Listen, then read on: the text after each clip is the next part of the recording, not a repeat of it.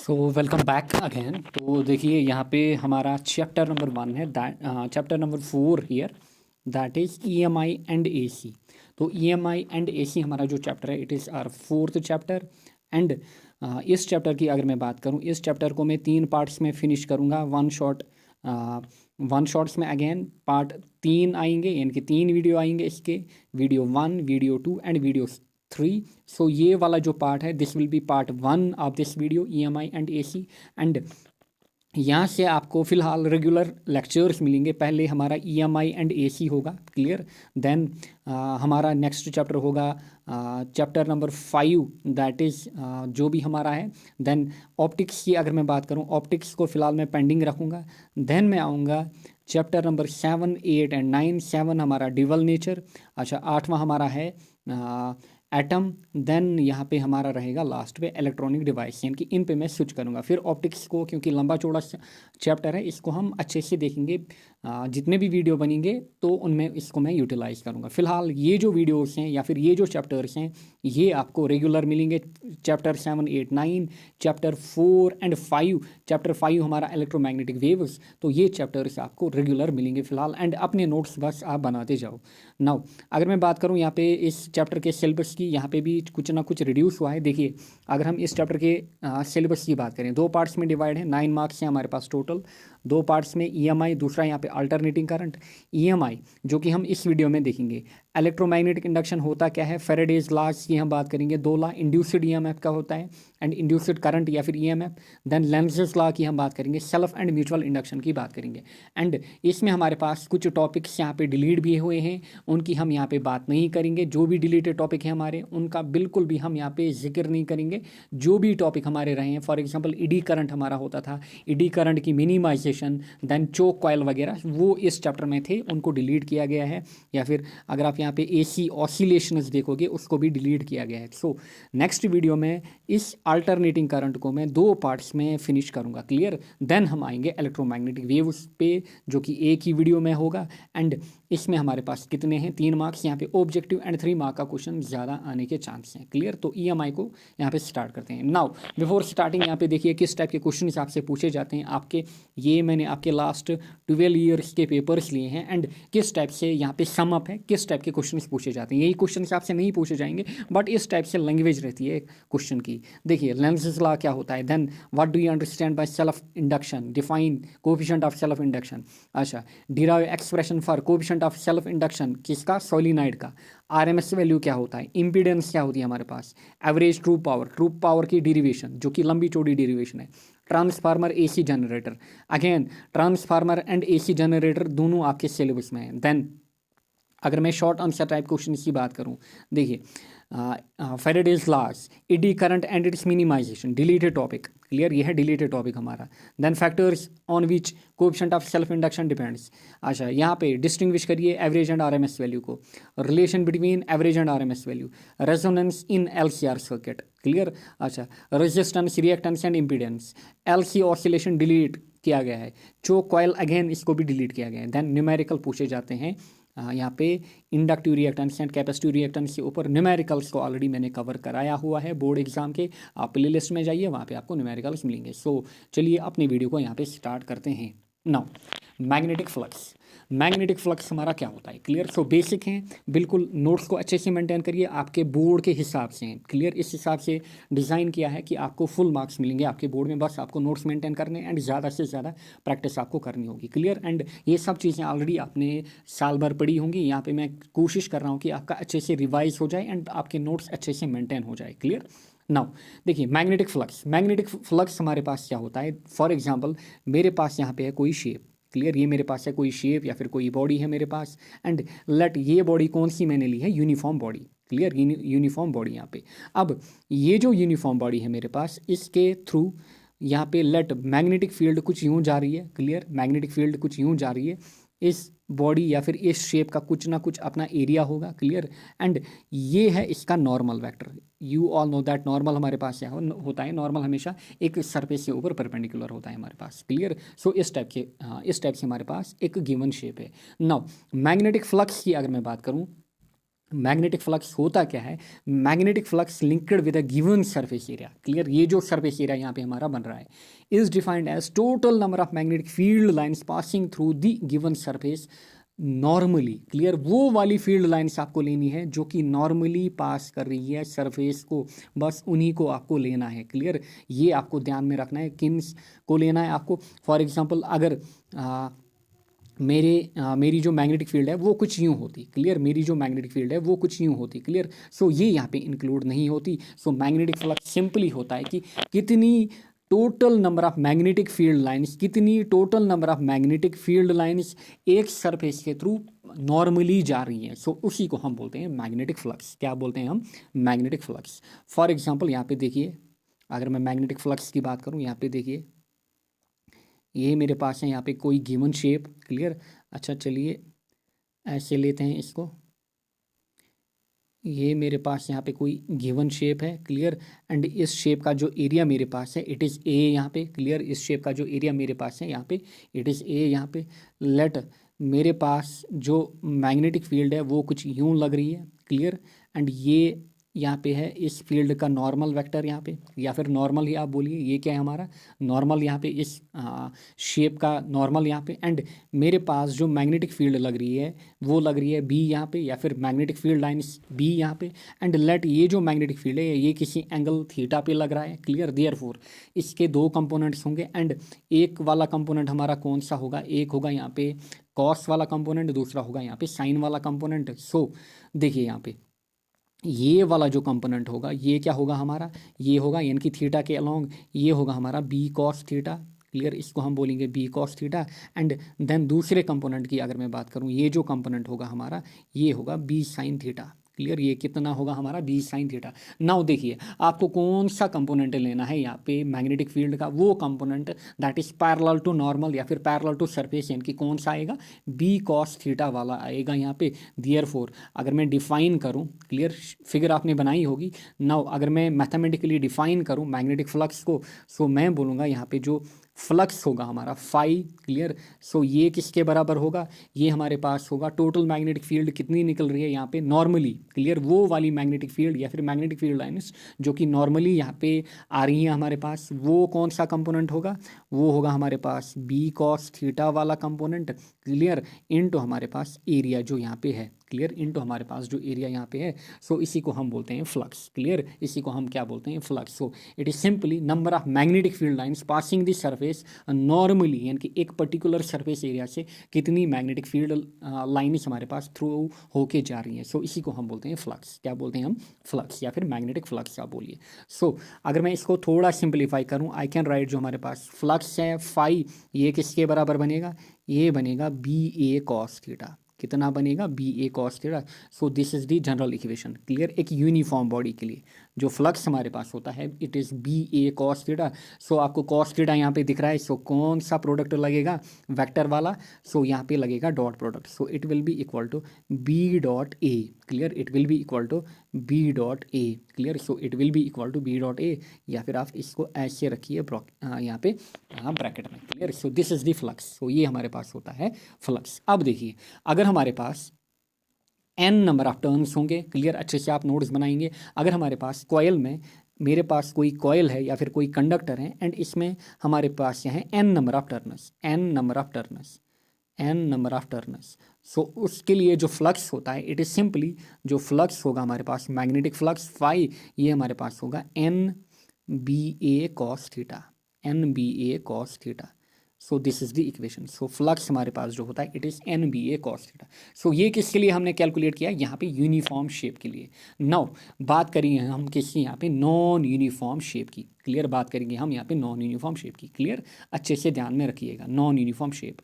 Now अगर मैं non uniform shape की बात करूँ, फॉर एग्जाम्पल मेरे पास जो शेप है वो कुछ यूँ है मेरे पास, this is the non uniform shape, ये क्या है नॉन यूनिफॉर्म शेप हमारे पास, क्लियर। अब देखिए अब इस शेप का मैं क्या करूँगा, लेट कोई कंपोनेंट यहाँ पे कोई छोटा सा एलिमेंट लूँगा, क्या लूँगा, कोई छोटा सा एलिमेंट लूँगा, एंड लेट ये जो एलिमेंट है हमारा, क्लियर, इसका जो एरिया मैं लूँगा इट इज़ डी ए, क्योंकि जो एलिमेंट मैंने लिया है वो छोटा एलिमेंट लिया है, एंड इसका जो एरिया मेरे पास है it is D A simply, कितना डी ए। नाउ देखिए लेट ये मेरे पास इस पे मैग्नेटिक फील्ड भी लग रही है, क्लियर, मैग्नेटिक फील्ड भी लग रही है, एंड ये इसका लेट यहाँ पे नॉर्मल होके जा रहा है, क्लियर, ये इसका यहाँ पे नॉर्मल होके जा रहा है, एंड जो मैग्नेटिक फील्ड हमारी लग रही है ये किसी एंगल थीटा पे लग रही है, देयरफॉर ये वाला जो कंपोनेंट होगा दिस विल बी यहाँ पे बी कॉस थीटा, क्लियर, कौन सा कंपोनेंट होगा, बी कॉस थीटा वाला component, so this will be B cos theta, and ये वाला कंपोनेंट कौन सा होगा, this will be B sine theta, clear, ये क्या होगा हमारे पास, बी साइन थीटा।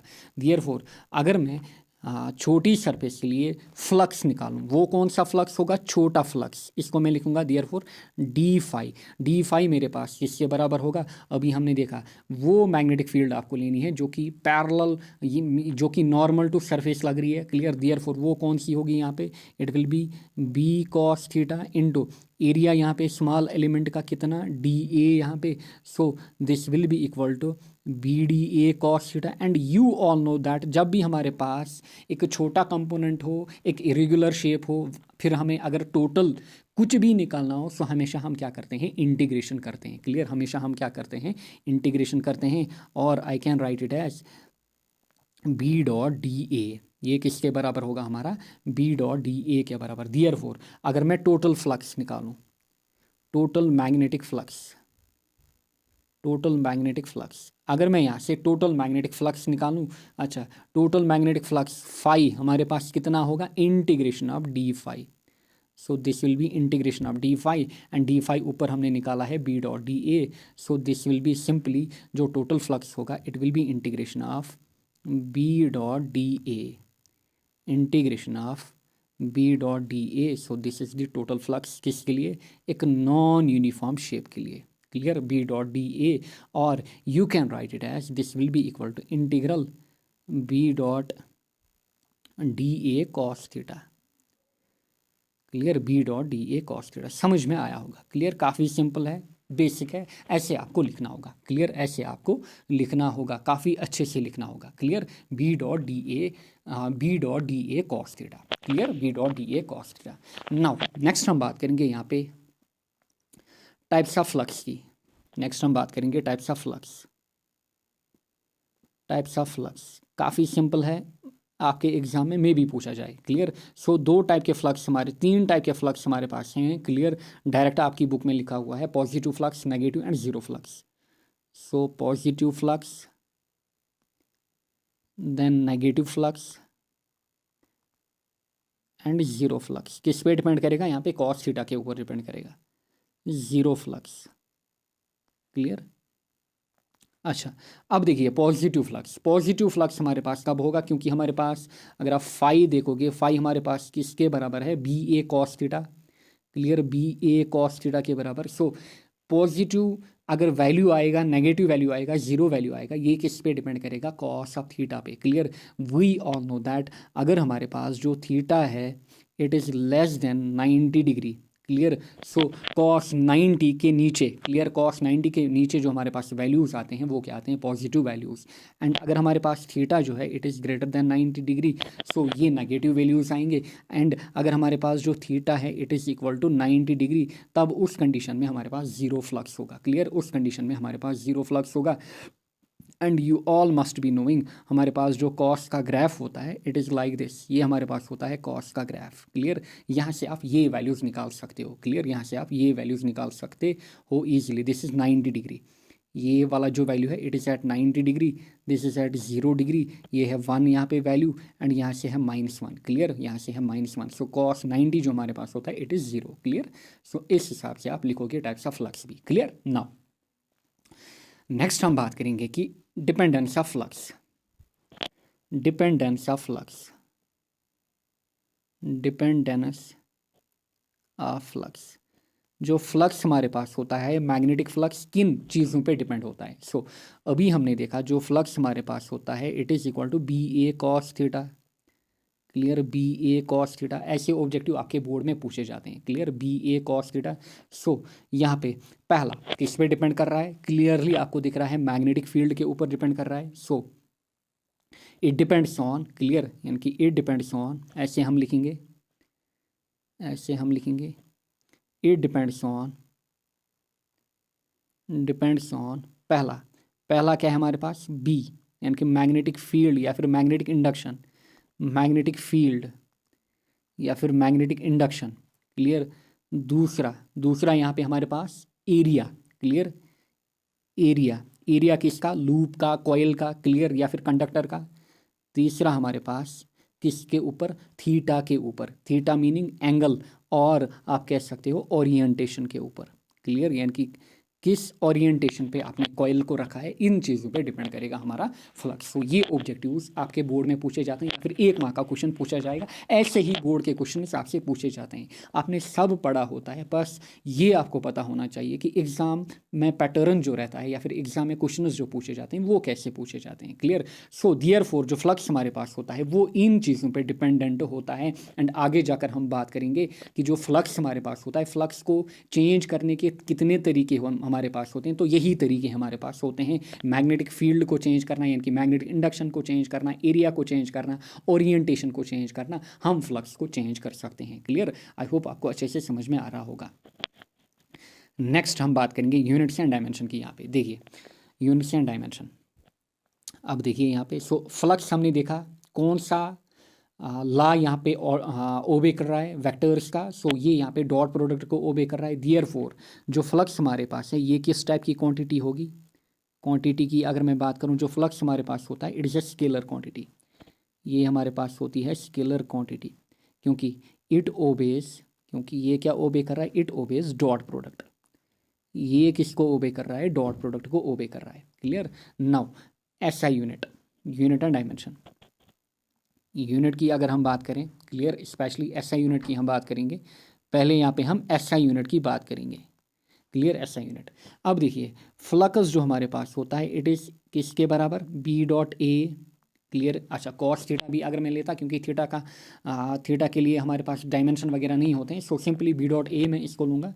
सो अगर मैं यहाँ पे बात करूं, सो जो बी हमारे पास होता है ऑलरेडी हमने देखा हुआ है। क्लियर। इसका जो यूनिट हमारे पास ये हो गया टी इंटू एम स्क्वायर। सो यही हमारे पास क्या बनता है, इसी को हम बोलते हैं वेबर। क्लियर। इसको हम बोलते हैं वेबर, डब्ल्यू बी या फिर W E B R. So weber जो हमारे पास होता है this is the S I unit of flux. Clear. ये हमारे पास एस आई यूनिट होता है। And C G S unit की अगर मैं बात करूँ, सी जी एस यूनिट भी आपसे कभी कभार पूछा जाता है।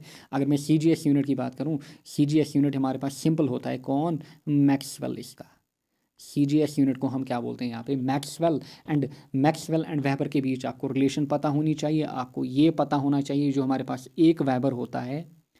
क्लियर। एक वेबर या फिर एक मैक्सवेल कितना होता है, जो एक वेबर हमारे पास होता है इट इज़ 10⁸ मैक्सवेल। क्लियर। कितना, 10⁸ Maxwell.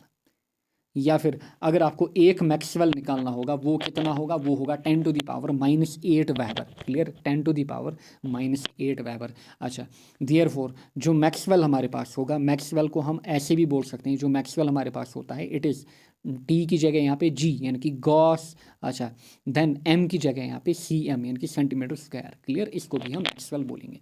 So this is the S I unit and C G S unit, किसका, यहाँ पे फ्लक्स का। नाउ लास्ट पे हम बात करेंगे डायमेंशन की। डायमेंशन। नाउ अगर मैं डायमेंशन की बात करूं, फ्लक्स हमारे पास है बी डॉट ए। क्लियर। जो फ्लक्स हमारे पास है it is B dot A. अच्छा, मैग्नेटिक फील्ड के लिए ऑलरेडी हमने लास्ट लेक्चर में डायमेंशंस निकाले थे, कहाँ से, F is equal Q V B sine theta, वहाँ से हमने बी के डायमेंशंस देखे थे। अगर आपको याद होगा F is equal Q V B sine theta, वहाँ पे हमने बी के डायमेंशंस देखे थे। एंड जो बी के डायमेंशंस हमारे पास बनते थे वो क्या बनता था, M1 L0। क्लियर। वहाँ पे हमारे पास L0 अगर आपको याद होगा, देन हमारे पास T-2 A-1। क्लियर। A-1 ये हमारे पास बनते थे बी के डायमेंशन। इनटू एरिया, एरिया के डायमेंशन क्या बनेंगे, एल स्क्वायर। जब आप इसको लिखोगे सो ये क्या बनेगा, ये बनेगा M1 L2 T-2 A-1। So these are the dimensions of flux. So ये हमारे पास होते हैं dimensions of flux. So I hope आपने सब कुछ यहाँ पे नोट डाउन किया होगा। क्लियर। सो ये हमने देखा ऑल अबाउट फ्लक्स। सो ये है फ्लक्स की डेफिनेशन। देन यहाँ पे हमारे पास यूनिफॉर्म शेप के लिए फ्लक्स हमने निकाला, देन नॉन यूनिफॉर्म शेप के लिए हमने फ्लक्स निकाला यहाँ से। क्लियर। देन हमने टाइप्स ऑफ फ्लक्स देखे, देन डिपेंडेंस ऑफ फ्लक्स देखा, देन यहाँ पे हमने इसके related SI unit and dimension भी देखे। क्लियर, आई होप आपको समझ में आया होगा।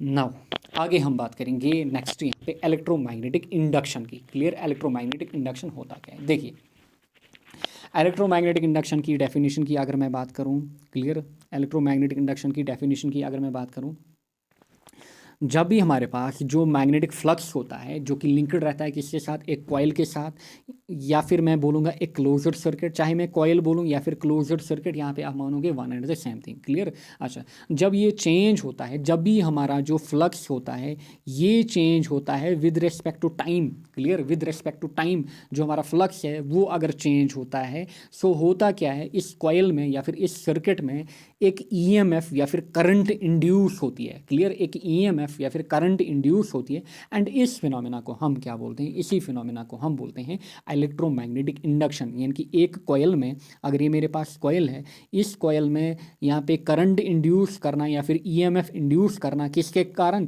चेंज इन फ्लक्स के कारण, चेंज इन फ्लक्स के कारण। सो इसी को हम बोलते हैं इलेक्ट्रोमैग्नेटिक इंडक्शन। एंड ये जो फिनोमेना है पहली बार किसने ऑब्जर्व की थी, ऑब्जेक्टिव में पूछा जाता है, तो पहली बार ये ऑब्जर्व की थी फैराडे ने। किसने ऑब्जर्व की थी, फैराडे ने। एंड फैराडे ने इसके ऊपर एक एक्सपेरिमेंट किया था। देखिए एक्सपेरिमेंट कैसे किया था फैराडे ने क्या किया था, एक कॉइल ली थी, यहाँ पे मैं एक कॉइल लूँगा, एंड ये जो कॉइल है ये किसके साथ, ये है कॉइल यहाँ पे। क्लियर, ये हमारे पास है एक कॉइल, ये किसके साथ कनेक्ट है, ये एक सर्किट से के साथ कनेक्टेड है। क्लियर, ये जो कॉइल हमारे पास होती है ये एक सर्किट से के साथ कनेक्टेड होती है। एंड इसने क्या किया, इसने साथ ही में यहाँ पे एक मैग्नेट लाया। क्लियर, इसने यहाँ पे एक परमानेंट मैग्नेट लाया। क्लियर, क्या लाया, परमानेंट मैग्नेट। लेट, ये है मैग्नेट का नॉर्थ पोल, ये है मैग्नेट का साउथ पोल। क्लियर, ये है मैग्नेट का साउथ पोल। एंड साथ ही में ये जो कॉइल है इसमें इसने क्या कनेक्ट किया, एक गैल्वानोमीटर कनेक्ट किया। क्लियर, क्या कनेक्ट किया, इसमें एक गैल्वानोमीटर कनेक्ट किया, क्योंकि वी ऑल नो दैट जो गैल्वानोमीटर हमारे पास होता है it is a current sensitive device. Clear, अच्छा, पहला यहाँ पे देखिए, this is first thing what he did, इसने क्या किया, जो मैग्नेट हमारे पास है, जो यहाँ पे आपको मैग्नेट दिख रहा है, क्लियर, इसने इसको रखा एट रेस्ट। कहाँ पे रखा, रेस्ट पे रखा।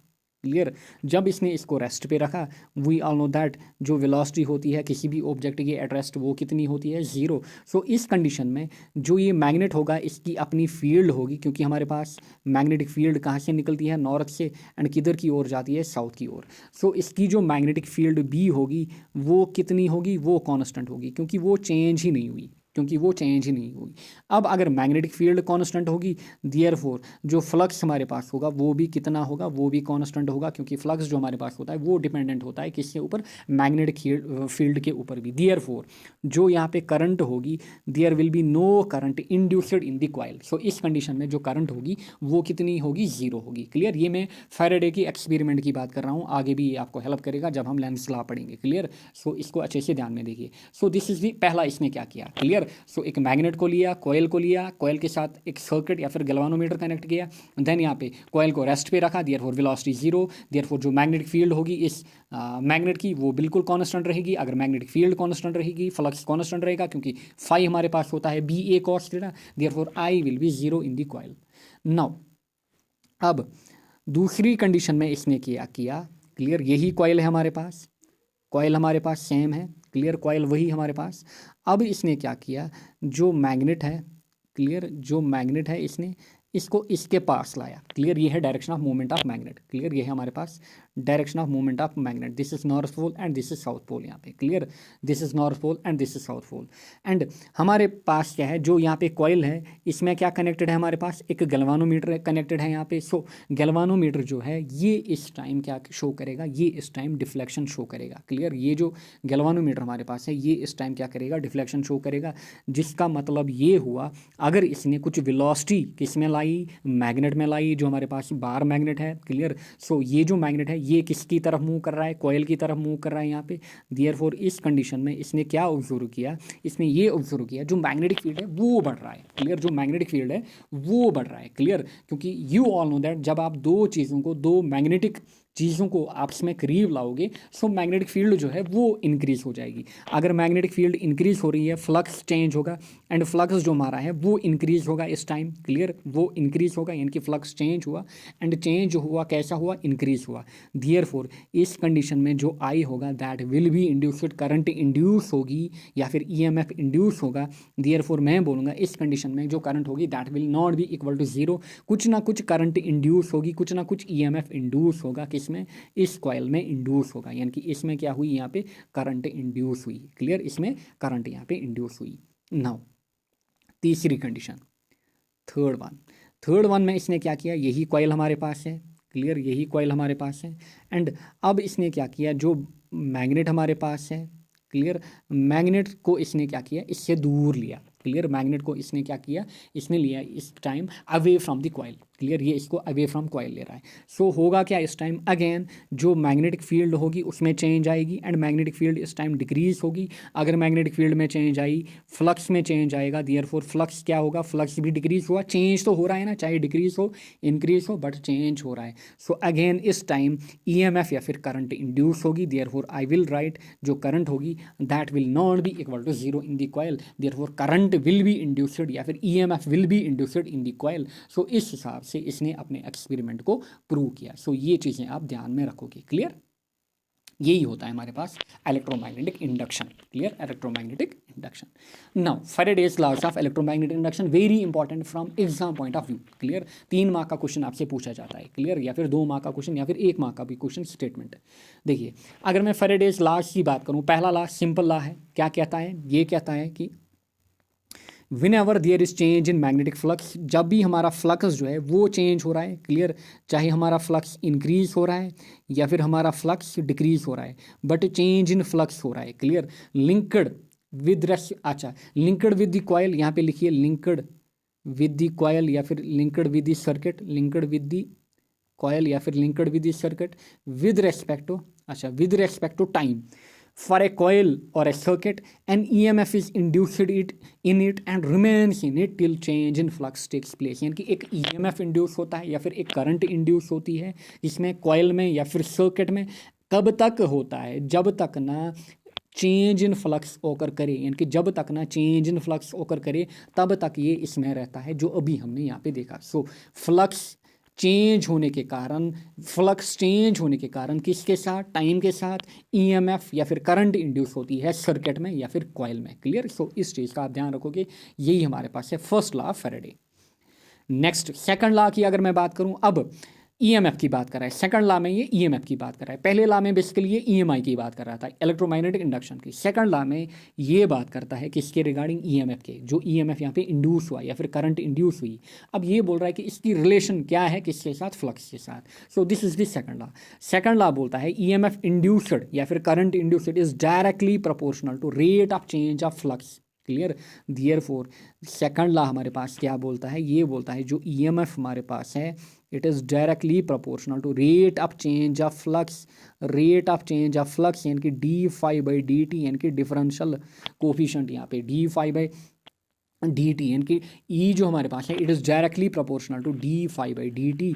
और I can write as per second law, I can write जो ई हमारे पास होता है E M F it is equal to minus times D phi, चलिए यहाँ से मैं लिखूँगा, मेरे पास यहाँ पे स्पेस नहीं है, आप नीचे लिखिएगा। देयरफॉर जो ई हमारे पास है it is minus D phi upon D T, clear, जो ई हमारे पास है it is minus D phi upon D T, यही हमारे पास है सेकंड लॉ किसका, यहाँ पे फैराडे का, क्लियर, यही हमारे पास है सेकंड लॉ फैराडे का।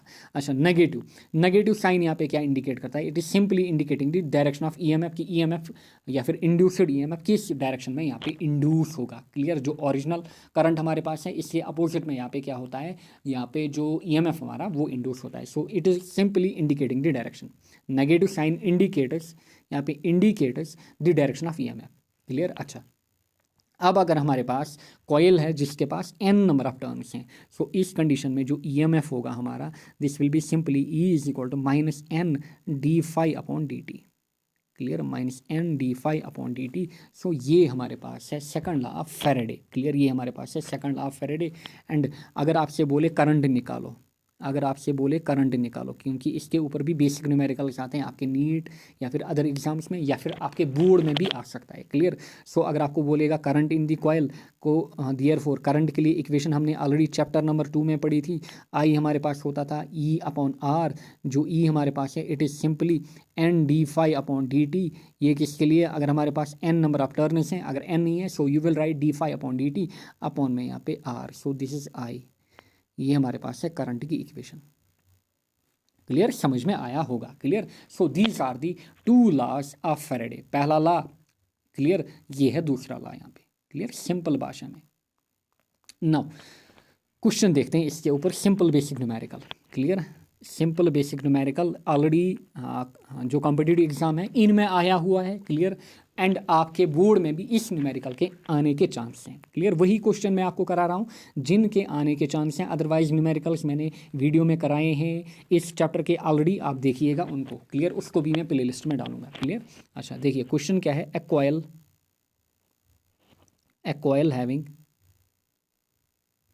हैविंग 500 टर्न्स, यानी कि एन कितना हमारे पास 500, ऑफ स्क्वायर शेप, शेप क्या है square, each of side 10 centimetre. Clear, यानी कि एक साइड कितना 10 centimetre, is placed normal to a magnetic field which is increasing at 1 t per second, यानी कि 1 टेस्ला पर सेकंड। क्लियर। अच्छा अब आपसे बोल रहा है क्या, पहला क्वेश्चन नंबर ए, 2 पार्ट्स में इसको मैंने यहाँ पे ऐड किया है। क्लियर, एंड दोनों एक JKCT एंड दूसरा नीट में पूछा जा चुका है। क्लियर, पहला द इंड्यूस्ड, एंड इस टाइप के क्वेश्चन के चांसेस आपके बोर्ड में काफ़ी ज़्यादा है। द इंड्यूस्ड EMF इज पहला, दूसरा part the current in the coil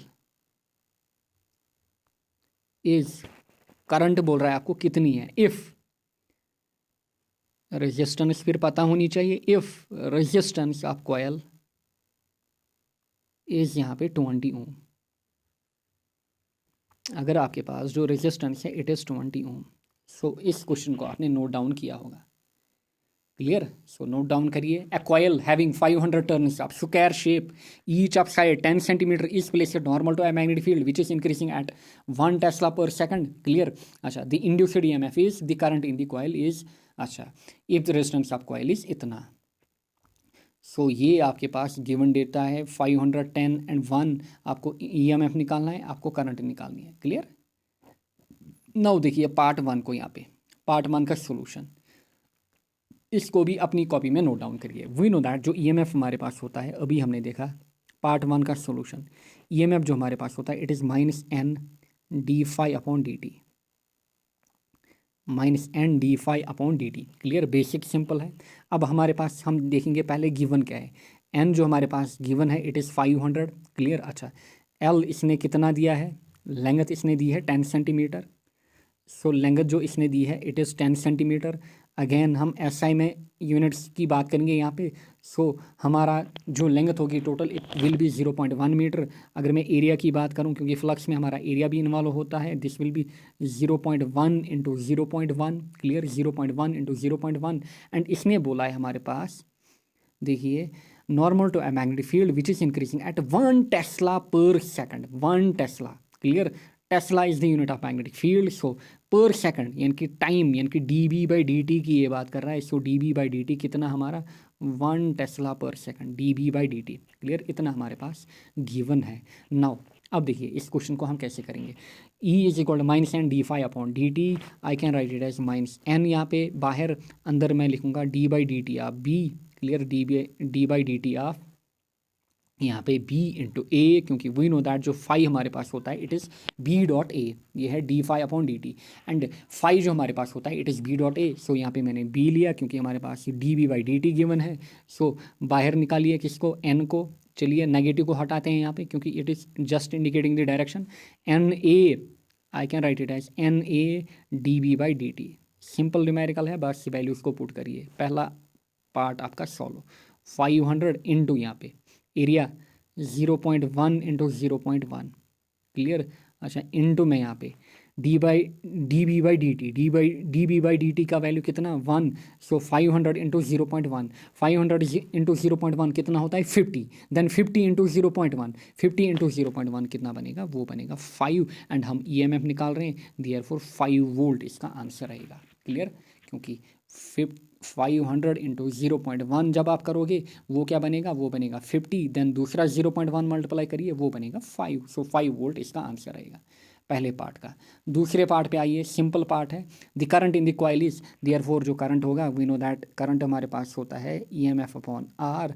so EMF हमने कितना निकाला 5, आर गिवन है कितना 20, 5/20, 5 1 5, 5 4 20, 1/4, और ये निकलेगा 0.25 एम्पियर। सो इस टाइप के न्यूमेरिकल्स आपसे पूछे जा सकते हैं, क्लियर। नाउ एक और सिंपल न्यूमेरिकल देखते हैं जिसके भी चांसेस आपके बोर्ड में है, क्लियर। इस टाइप का न्यूमेरिकल है, the magnetic flux through a coil depends on time as, आपको गिवन है कि जो फाई है ये किस पे डिपेंड कर रहा है, टाइम के ऊपर, एंड आपको इक्वेशन गिवन है phi is equal to 10t², clear, plus यहाँ पे 5t प्लस यहाँ पे 10, ये डेटा आपको गिवन है। आपको बोल रहा है फाइंड इंड्यूस्ड करंट की बात कर रहा है, induced current in the coil at t is equal to 1 second, यानी कि 1 सेकेंड में, when r is equal to 5 ohm, जब आपके पास जो r है वो कितना है 5 ओम। सो ये डेटा आपके पास गिवन है, क्लियर, ये डेटा आपके पास गिवन है। आपको क्या निकालना है, आपको इंड्यूस्ड करंट I निकालनी है। सो लिखिए solution, solution we know that जो फाई हमारे पास है, फाई की अगर मैं बात करूँ it is 10t² plus 5t plus 10, clear, 5t plus 10। Now clear. अच्छा EMF निकालिए, क्लियर, EMF निकालिए। सो जो EMF हमारे पास होता है it is d phi upon D T, clear, it is d phi upon D T. So इस equation की आपको सिंपल भाषा में क्या करनी होगी, डिफरेंशिएशन करनी होगी। You will write it as d by D T of 10t² plus 5t plus यहाँ पे 10। सो डिफरेंशिएशन करिए, डिफरेंशिएशन t², 2 नीचे आएगा, 2 10 20। अच्छा यहाँ पे क्या बचा t प्लस 5t की डिफरेंशिएशन 5, 10 की डिफरेंशिएशन 0। सो e जो हमारे पास निकला ये क्या निकल के आया 20t प्लस 5। नाउ जब आप i को निकालोगे, i हमारे पास होता है e/r, क्लियर, i हमारे पास होता है e/r, क्लियर। अच्छा i हमारे पास होता है e/r। सो ये निकलेगा 20t plus 5 divide by r, r कितना 5, r कितना 5, बट हमें निकालना है करंट, क्योंकि इसने दिया है हमारे पास time t is equal to 1 second. So ये निकलेगा 20 इंटू में हमारे पास 1 प्लस 5 डिवाइड बाई 5। अच्छा 20 प्लस 5 बना 25 डिवाइड बाई 5। सो 25 अपॉन 5 जो हमारे पास होगा वो किसके बराबर आएगा 5, एंड ये हम इंड्यूस्ड करंट निकाल रहे हैं, दिस विल बी 5 एम्पियर। समझ में आया होगा, क्लियर। सो ये 1 कौन सा वैल्यू है, जो टाइम का इसने दिया है at t is equal to 1 second. I hope आपको समझ में आया होगा। इसी टाइप के क्वेश्चन आपसे इसमें पूछे जाएंगे, क्लियर। आगे बढ़ते हैं। अच्छा नेक्स्ट इंपॉर्टेंट नोट जो आप याद रखोगे, जो हमारे पास फैराडेज लॉ होता है, it is based on conservation of energy. किसके ऊपर? कंजर्वेशन ऑफ एनर्जी के ऊपर। नेक्स्ट है इंड्यूस्ड ईएमएफ की डेफिनेशन, जिसकी अभी हमने बात की इलेक्ट्रोमैग्नेटिक इंडक्शन में, क्योंकि इसकी डेफिनेशन आपसे पूछी जाती है। Induced EMF, it can be defined as the generation of potential difference in a coil due to the change in magnetic flux through it. Clear? अभी हमने देखा, जो मैंने फैराडे लॉज में बात की या फिर फैराडे एक्सपेरिमेंट में बात की। क्लियर? अच्छा, an EMF is said to be induced when flux linked with a conductor or coil change, यानी कि जब भी हमारे पास फ्लक्स चेंज होगा विद रेस्पेक्ट टू टाइम, एक EMF इंड्यूस होगा उस कॉयल में या फिर उस कंडक्टर में या फिर सर्किट में। This is the basic definition of induced EMF। एक मार्क का क्वेश्चन आपसे पूछा जाता है, एक मार्क की डेफिनेशन। अच्छा, कभी कभार इसकी हम आगे भी बात करेंगे लेंस लॉ में, कभी कभार आपको बोलता है कि बोलिए बैक ईएमएफ क्या होता है। क्लियर? बैक ईएमएफ क्या होता है? जो हमारे पास इंड्यूस्ड ईएमएफ होता है ये अपोज करता है the change that causes it according to Lenz law, जो अभी हम आगे देखेंगे। एंड इस टाइप के ईएमएफ को हम क्या बोलते हैं? बैक ईएमएफ बोलते हैं।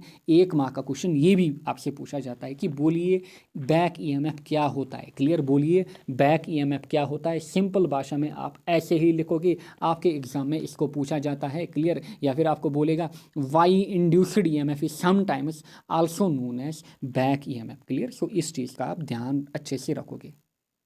नेक्स्ट है motional EMF. Clear? Motional EMF देखिए ऐसे आप लिखोगे अपने बोर्ड में। क्लियर? अगर आपको बोलेगा मोशनल ईएमएफ क्या होता है हमारे पास, मोशनल ईएमएफ की इक्वेशन हमारे पास क्या होती है, देखिए ऐसे लिखोगे आप, if a conductor is moving with a velocity. Clear? यहाँ पे आप लिखोगे वेलोसिटी v, क्योंकि इसके ऊपर वेक्टर भी मुझे लिखना था। If a conductor is moving with a velocity v in a magnetic field. Clear? So एक कंडक्टर क्या है? मूव कर रहा है विद वेलोसिटी v किसी मैग्नेटिक फील्ड में। Electrons inside the conductor experience a force. Clear? ये एक्सपीरियंस करेंगे एक फोर्स F, कैपिटल F, जिसको मैं अभी लिखूंगा हमारे पास कितना होगा, वो होगा E into v cross B. अच्छा, and accumulate at the end of conductor. Clear? अच्छा, very soon an electric field is established. Clear? So होगा क्या? इलेक्ट्रिक फील्ड एस्टैब्लिश होगी। अच्छा, then eventually the component of magnetic force along the length of conductor is balanced by the electric field force, यानी कि जो magnetic force होगा along the length of conductor जो हमारा क्रिएट होगा यहाँ पे, that will be balanced by electric force and the drifting of electron stop। so drifting of electron क्या होगी? stop होगी, यानी कि यहाँ पे करंट क्या होगी? stop होगी। and therefore होता क्या है? EMF इंड्यूस होगा। क्लियर? EMF इंड्यूस होगा। नाउ अगर हम जनरल एक्सप्रेशन की बात करें for induced EMF, general expression की बात करें, इसको पहले भूल जाइए नीचे क्या है, general expression for induced EMF. Clear? General expression for induced EMF, इस चीज़ का आप अच्छे से ध्यान रखोगे। सो इक्वेशन क्या होती है general equation for induced EMF? I will write it as, जो ई हमारे पास होता है it is minus times integral E dot d l, E dot d l. Clear? E is equal to minus times integral E dot d l, और I can write it as, देखिए कैसे मैं इसको लिखूंगा, I will write it as integral यहाँ पे। Clear? I will write it as integral V cross B into d l, V cross B into d l. Clear? V cross B into d l. So इस चीज़ का आप ध्यान अच्छे से रखोगे। This is the general equation, किसके लिए? This is the general equation for EMF induced. ये है जनरल इक्वेशन हमारे पास। अगर आपको कोई भी बोले जनरल इक्वेशन बोलो किसकी? इंड्यूस्ड EMF की, सो वो हमारे पास कितनी होती है? E dot d L, integral E dot d L. अच्छा, अब देखिए अब नाउ ऐसे आप लिखोगे, now if V B and L, यानी कि V हमारे पास क्या है? क्लियर? V हमारे पास है वेलोसिटी यहाँ पे। क्लियर? B है मैग्नेटिक फील्ड यहाँ पे हमारे पास। क्लियर? B है मैग्नेटिक फील्ड एंड L जो हमारे पास है this is length. Clear? This is length यहाँ पे। क्लियर? लेंथ यहाँ पे। अब अगर ये म्यूचुअली परपेंडिकुलर है, क्या हमारे पास है? म्यूचुअली परपेंडिकुलर, देन EMF की इक्वेशन बोलिए। सो अब हम इसको यहाँ पे डिराइव करेंगे। ये डेरिवेशन में भी आपसे पूछी जाए। ऐसे आप लिखोगे,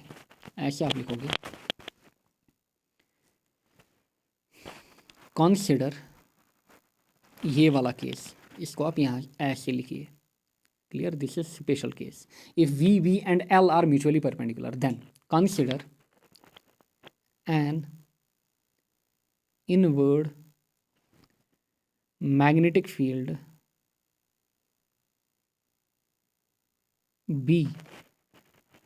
clear? Consider an inward magnetic field B in a rectangular frame जिसको मैंने नाम दिया है PQRS। Clear? Consider an inward magnetic field B in a rectangular frame PQRS and also consider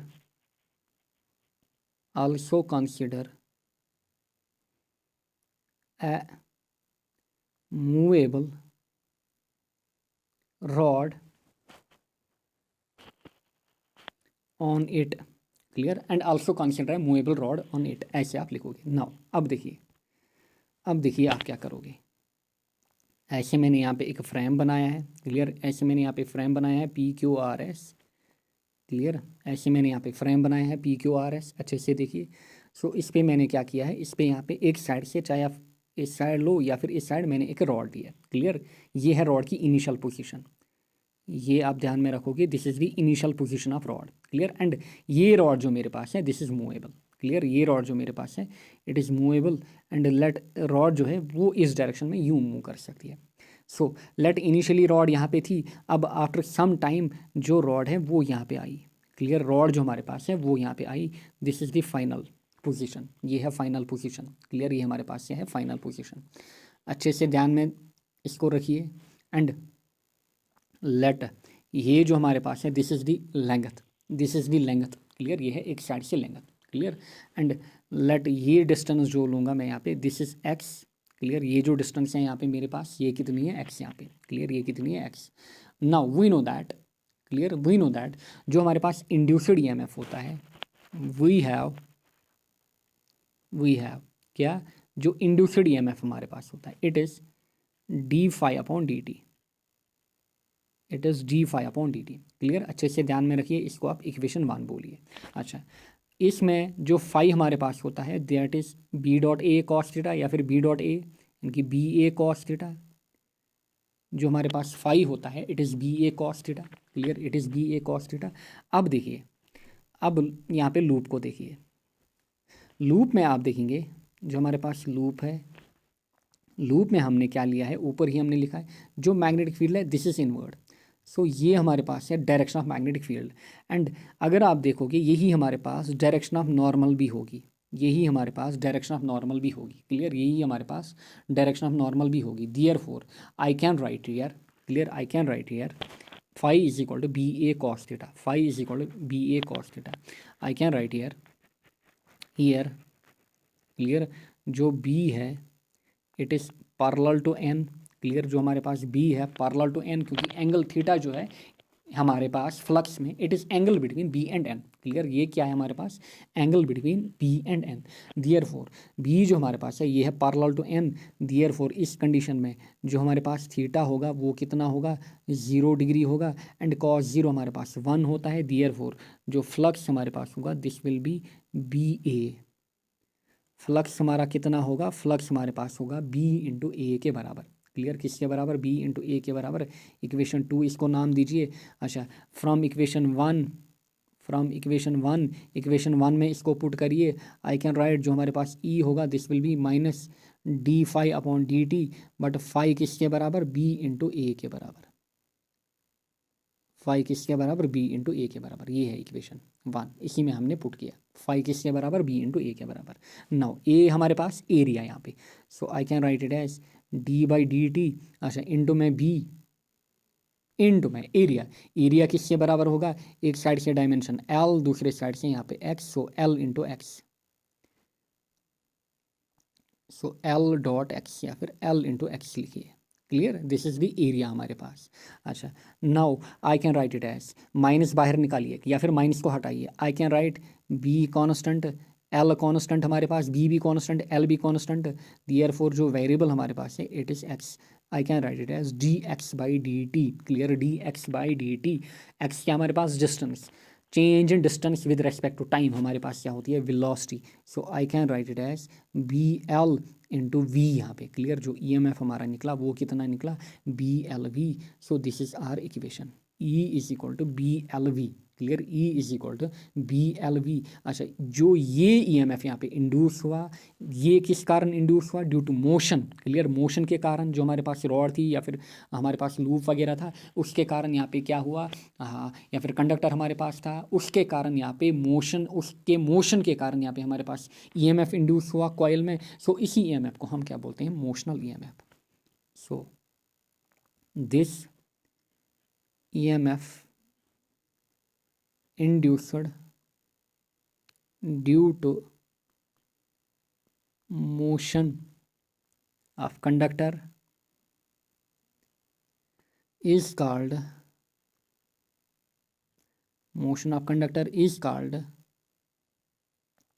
motional EMF। इसको हम क्या बोलते हैं? Motional EMF। सो इसको अपनी कॉपी में नोट डाउन करिए।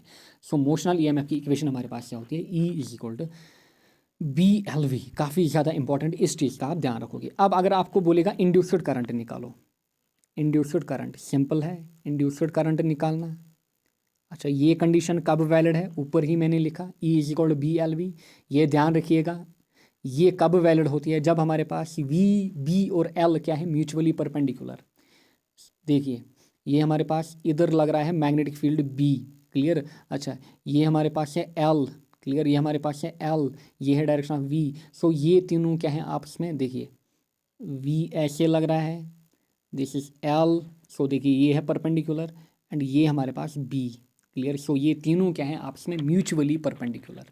दिस इज L, ये है आपस में तीनों क्या हमारे पास? Mutually perpendicular. सो ये दो आपस में परपेंडिकुलर, अच्छे से ध्यान में देखिए, ये दो आपस में परपेंडिकुलर, ये दो आपस में परपेंडिकुलर एंड ये दो भी आपस में परपेंडिकुलर। सो तब ये इक्वेशन वैलिड है। कौन सी equation? E is equal to BLV। So video को आप 2 बार देख सकते हो या फिर अच्छे से देख सकते हो, तब जाके आपको अच्छे से समझ में आएगा। सो इंड्यूस्ड करंट जो हमारे पास होगी I, that is equal to E upon R। So E हमने निकाला BLV। So BLV upon R। So ये हमारे पास है इंड्यूस्ड करंट इस कंडीशन में। आई होप आपको अच्छे से समझ में आया होगा। क्लियर। सो ऐसे आप इसका स्क्रीनशॉट भी ले सकते हो।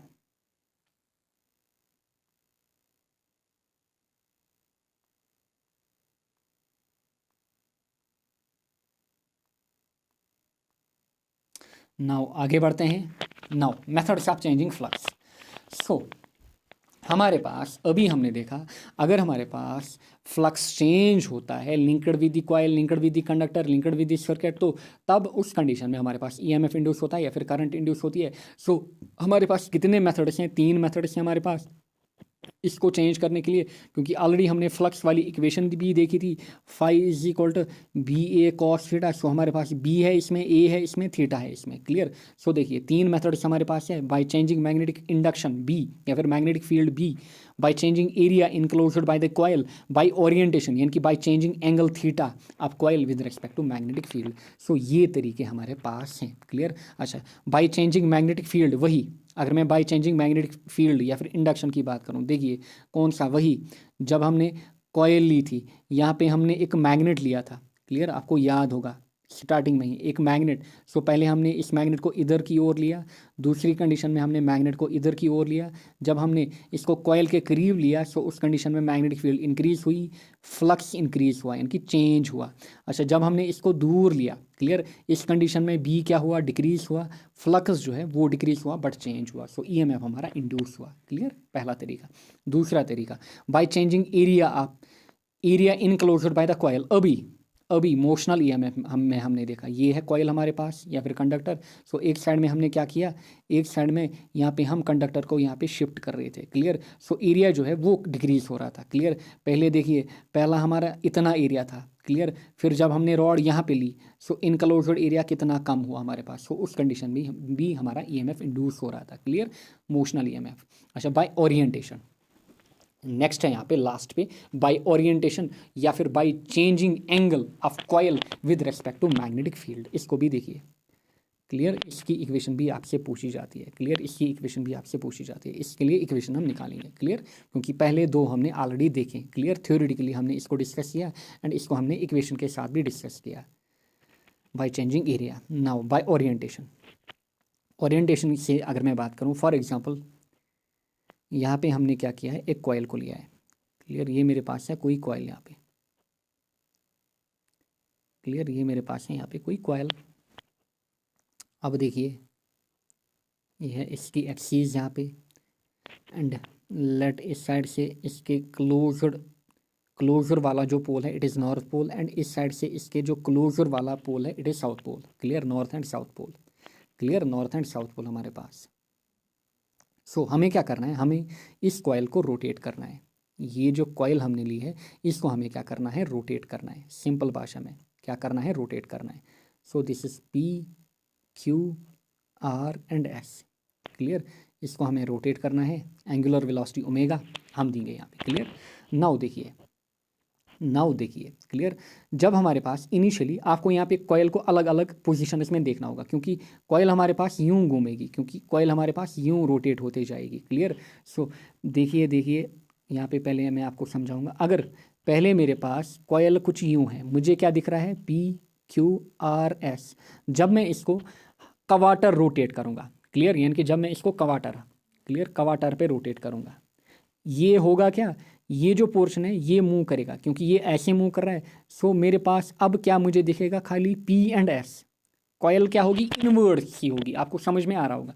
अब मुझे खाली पी और एस दिखेगा। जब मैं इसको फर्दर रोटेट करूँगा तब अगेन मुझे ऐसे दिखेगा, पी यहाँ आया होगा, एस यहाँ आया होगा, आर यहाँ आया होगा, क्यू यहाँ आया होगा। This is position 1, this is second condition, this is third. फिर अगेन जब मैं इसको अगेन कवाटर रोटेशन दूंगा, सो उस टाइम मेरे पास कुछ यूँ होगा।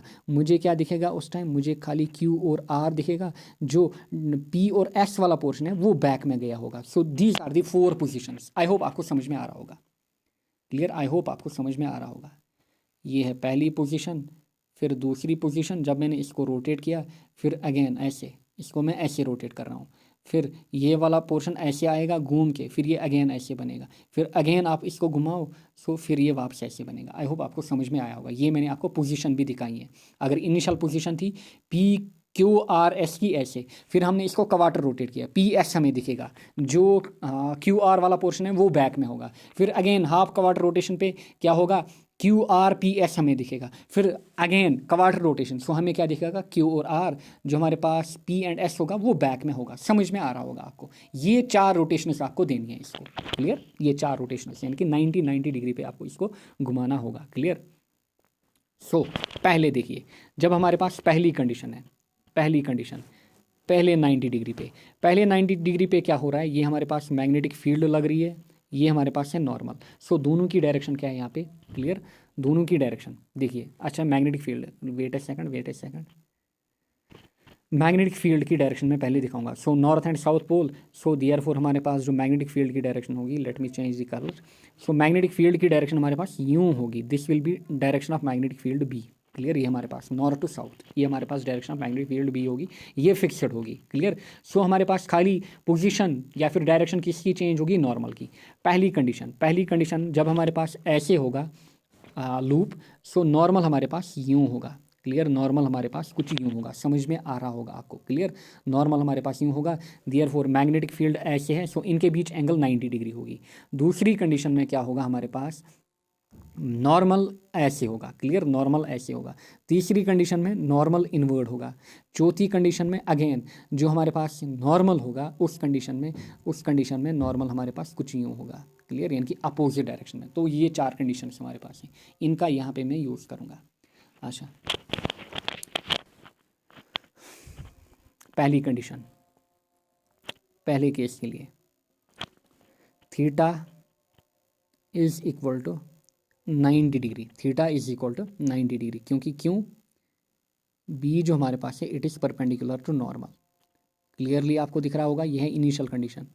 क्लियर, नॉर्मल आपकी तरफ लग रहा होगा, जैसे आप मोबाइल को दिख रहे होंगे, बी ऐसे लग रहा है। सो दोनों क्या होंगे, perpendicular. Theta is equal to 90 degree. Clear, इस कंडीशन में देयरफॉर जो फाई होगा वो किसके बराबर आएगा, फाई हमारे पास होता है B A cos theta, so cos 90 हमारे पास 0 होगा, फाई कितना होगा, 0 होगा। कंडीशन 2 यानी कि ओरिएंटेशन 2, इसको ऐसे लिखिए, ओरिएंटेशन 1,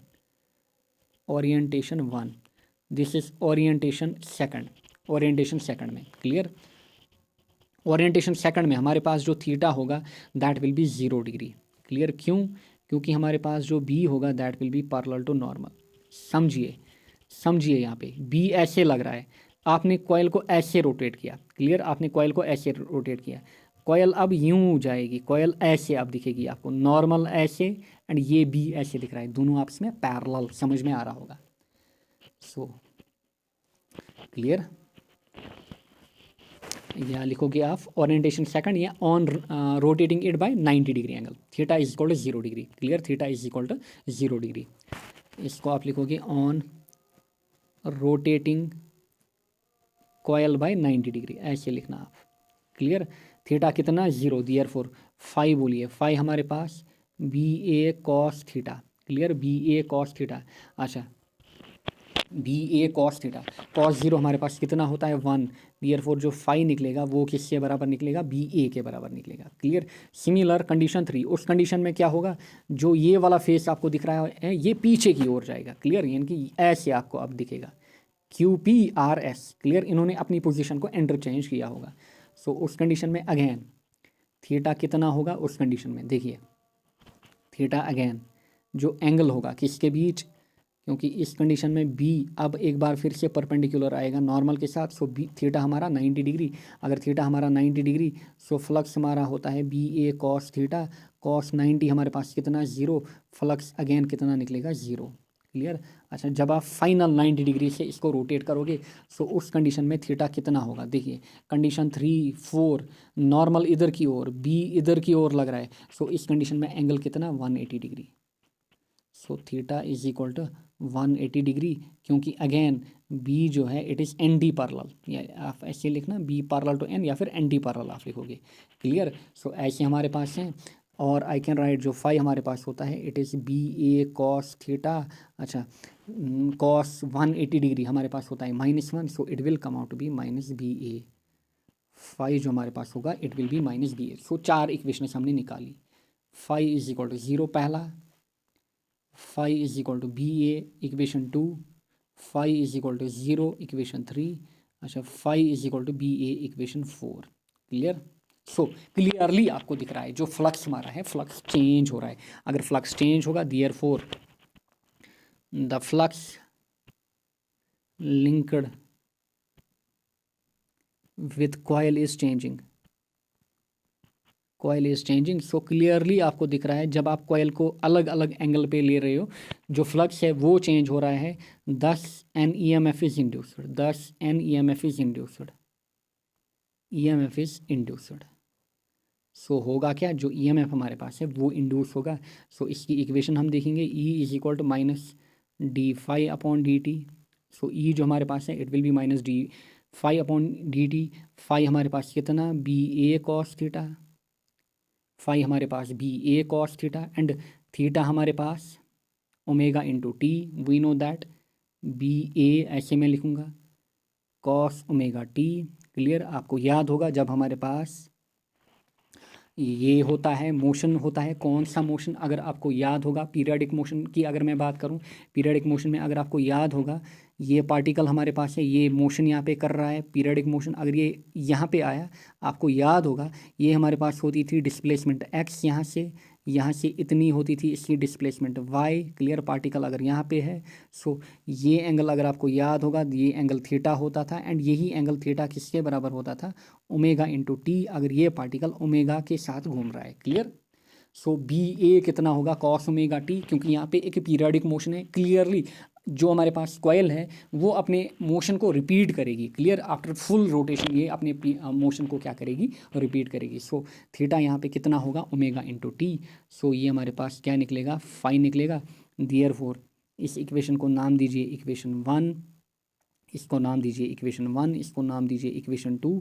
अब लिखिए फ्रॉम इक्वेशन 1, फ्रॉम इक्वेशन 1 क्या है, E is equal to minus D phi by D t, E is equal to minus D phi by D T, so phi का वैल्यू इसमें पुट करिए, so you will write it as minus D by D T of phi, phi कितना B A cos omega t, clear. So with respect to t आपको differentiation करनी है, clear, with respect to t आपको differentiation करनी है, this is minus B और A constant हमारा, d by D T of cos omega t, clear, cos की differentiation आपको करनी है। So this is minus B A into cos की डिफरेंशिएशन, हमारे पास साइन होती है माइनस साइन एंगल कितना ओमेगा टी इंटू में ओमेगा टी की इंटरनल डिफरेंशिएशन। ओमेगा टी की इंटरनल डिफरेंशिएशन क्या होगी, ओमेगा टी आपको लिखना है d by D T of omega T. So D by D T cancel, यहाँ पे क्या बचा ओमेगा, यानी कि ओमेगा टी की डिफरेंशिएशन होती है omega into omega. Clear, into omega, समझ में आया होगा। माइनस और माइनस प्लस, यहाँ पे ये क्या बचा बी ए ओमेगा, इधर यहाँ पे बचा sine omega t. Clear, B A sine omega t, ये हमारे पास निकला ई। क्लियर, ये हमारे पास निकला E and this is the equation. Orientation में जो हमारे पास इंड्यूस्ड ईएमएफ होता है it is B A omega sine omega t. अच्छा, अगर हमारे पास एन नंबर ऑफ टर्न्स हैं, for N number of turns, for N number of turns, इसके लिए हमारी जो इक्वेशन बनेगी वो बनेगी E is equal to N B A, clear, N B A omega, clear, sine omega T. So इस equation का भी आप इजीली यूज़ कर सकते हो। क्लियर, इस चीज़ का आप ध्यान रखिएगा अच्छे से। क्लियर, इस चीज़ का आप अच्छे से ध्यान रखिएगा। नाउ आगे बढ़ते हैं। सो ये आपको समझ में आया होगा। Clear, so methods of changing flux, 3 तरीके हमने देखे यहाँ पे। क्लियर, बाय चेंजिंग ओरिएंटेशन भी आपको समझ में आया होगा।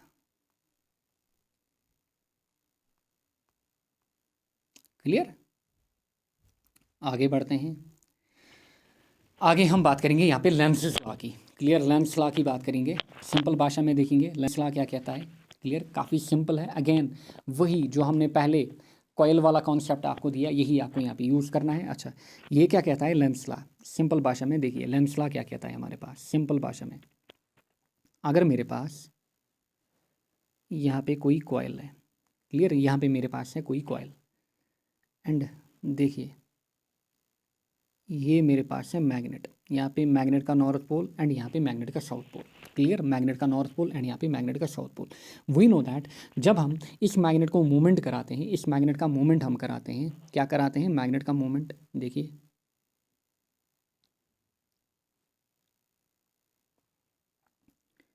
दो कंडीशंस में यहाँ पे लूँगा, this is again north south. So देखिए पहली कंडीशन में हम क्या कर रहे थे, पहली कंडीशन में जब हम मैग्नेट को किसकी ओर ले रहे थे, यहाँ पे हम मैग्नेट को कॉइल की ओर ले रहे थे। दूसरी कंडीशन में मैग्नेट को हम कॉइल से दूर ले रहे थे। क्लियर, सो दोनों कंडीशंस में हमारे पास क्या हो रहा था, दोनों कंडीशंस में हमारे पास फ्लक्स चेंज हो रहा था, मैग्नेटिक फील्ड चेंज हो रही थी। अगर मैग्नेटिक फील्ड चेंज हो रही थी, फ्लक्स चेंज हो रहा था, देयरफॉर इंड्यूस ईएमएफ जो था वो इंड्यूस हो रहा था। क्लियर, जो हमारे पास ईएमएफ था वो इंड्यूस हो रहा था। सो अगर लेंस लॉ की बात करें, ये क्या बोलता है, ये सिंपली देता है आपको डायरेक्शन ऑफ करंट या फिर direction of induced EMF, direction of induced current या फिर डायरेक्शन ऑफ ईएमएफ।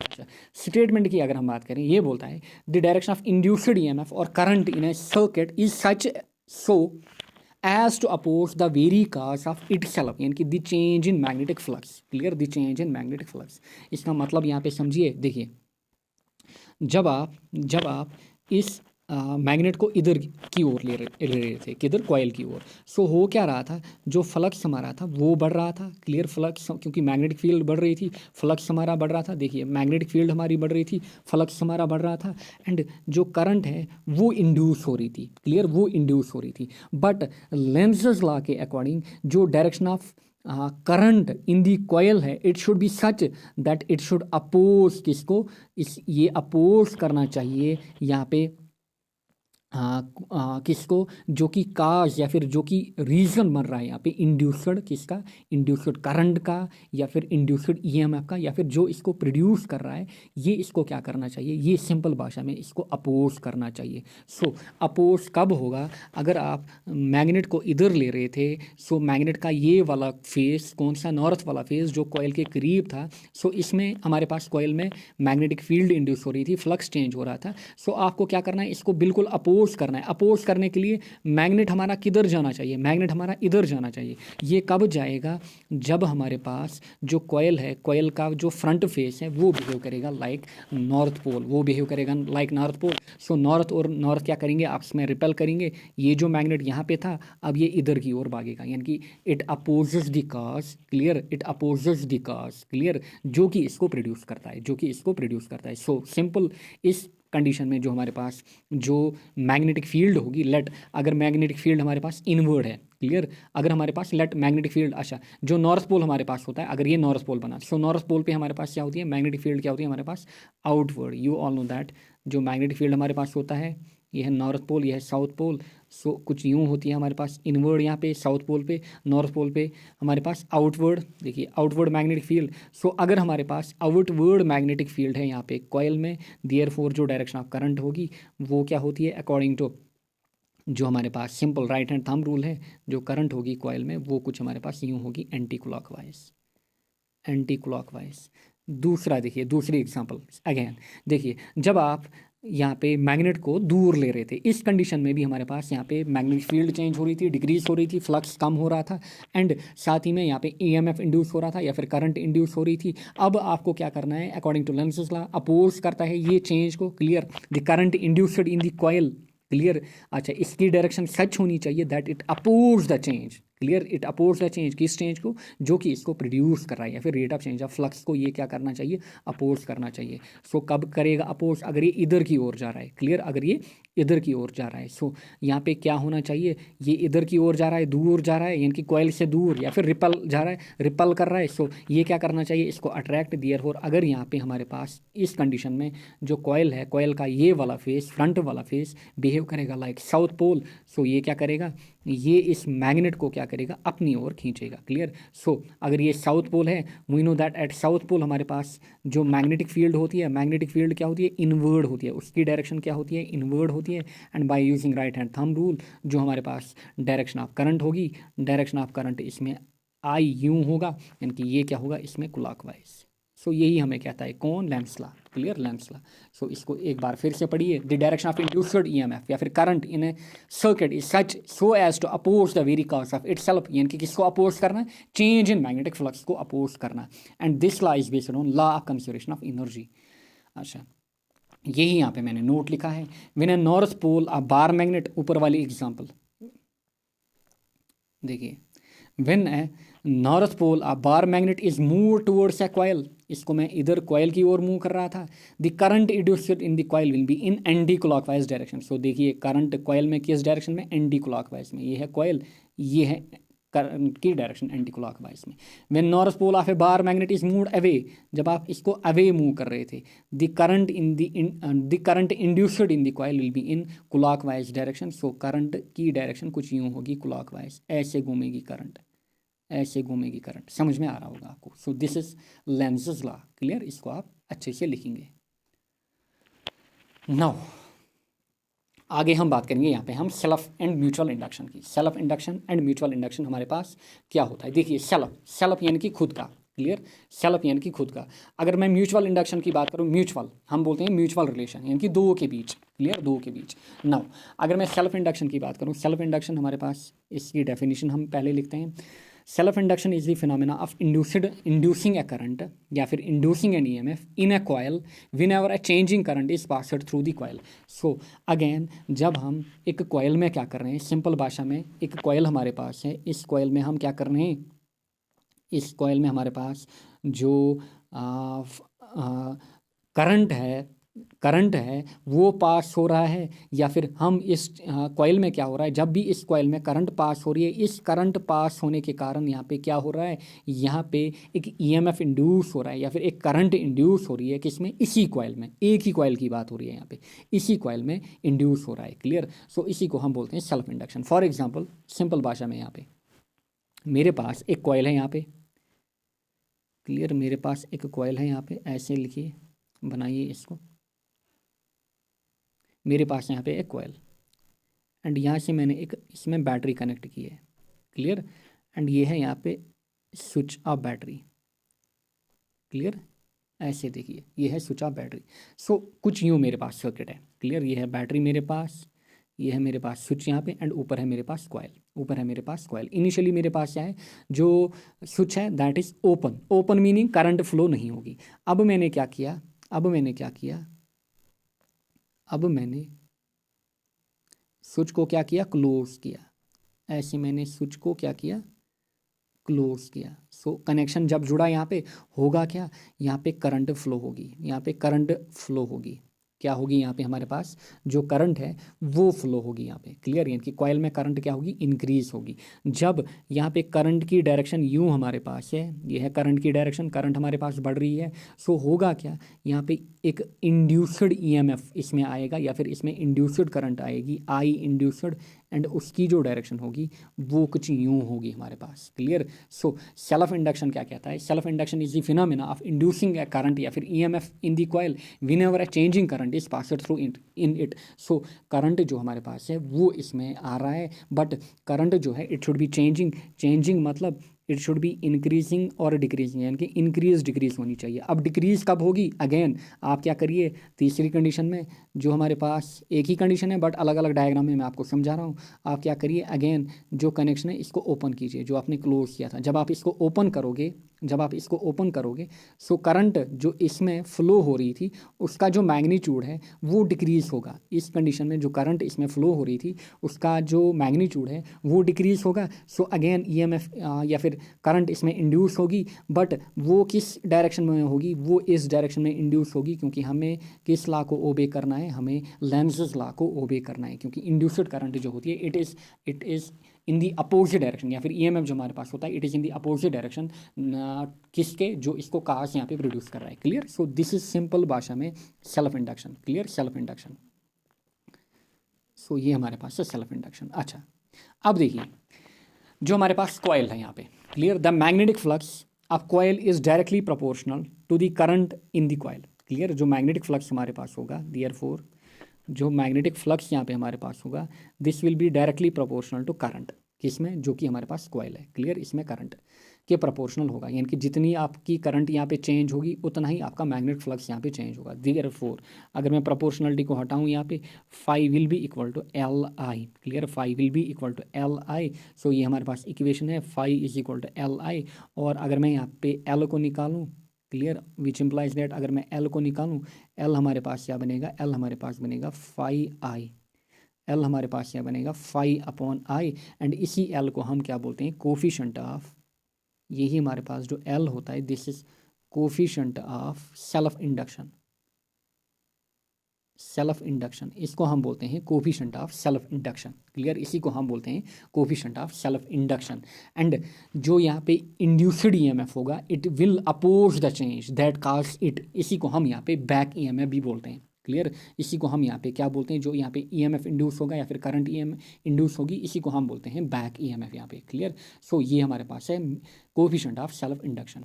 नाउ जो ईएमएफ यहाँ पे इंड्यूस हुआ, the EMF induced in the coil is given by, so अगर मैं इसकी इक्वेशन यहाँ पे लिखूँ, जो EMF हमारे पास होता है ये कितना होता है, minus D phi upon D T. EMF हमारे पास होता है minus D phi upon D T, और you can write it as minus D upon D T. Phi किसके बराबर, L into I, L into I के बराबर। So you can write it as E is equal to minus D by D T of L I. Clear, थोड़ा अच्छे से लिखते हैं, you can write it as minus D by D T of phi किसके बराबर, L I के बराबर। Clear, phi किसके बराबर, एल आई के बराबर, और एल हमारा कांस्टेंट होगा यहाँ पे। सो एल को बाहर निकालिए, अंदर क्या बनेगा, अंदर बनेगा D I upon D T. Clear, अंदर क्या बनेगा हमारा, अंदर बनेगा हमारा D I upon D T. So this is EMF की इक्वेशन, किसके लिए, सेल्फ इंडक्शन के लिए। क्लियर, ये है हमारे पास इंड्यूस्ड EMF, ये हमारे पास है इंड्यूस्ड EMF। क्लियर, इस चीज़ का आप अच्छे से ध्यान रखोगे। क्लियर, इस चीज़ का आप अच्छे से ध्यान रखोगे। और अगर आप यहाँ से L निकालना चाहो, अगर आप यहाँ से कोफिशेंट ऑफ सेल्फ इंडक्शन निकालना चाहो, क्लियर, जो L होगा हमारे पास, अच्छा माइनस को उधर ले जाइए, ये बनेगा माइनस ई, अच्छा D I by D T नीचे आएगा, ये बनेगा D I upon D T, D I upon D T.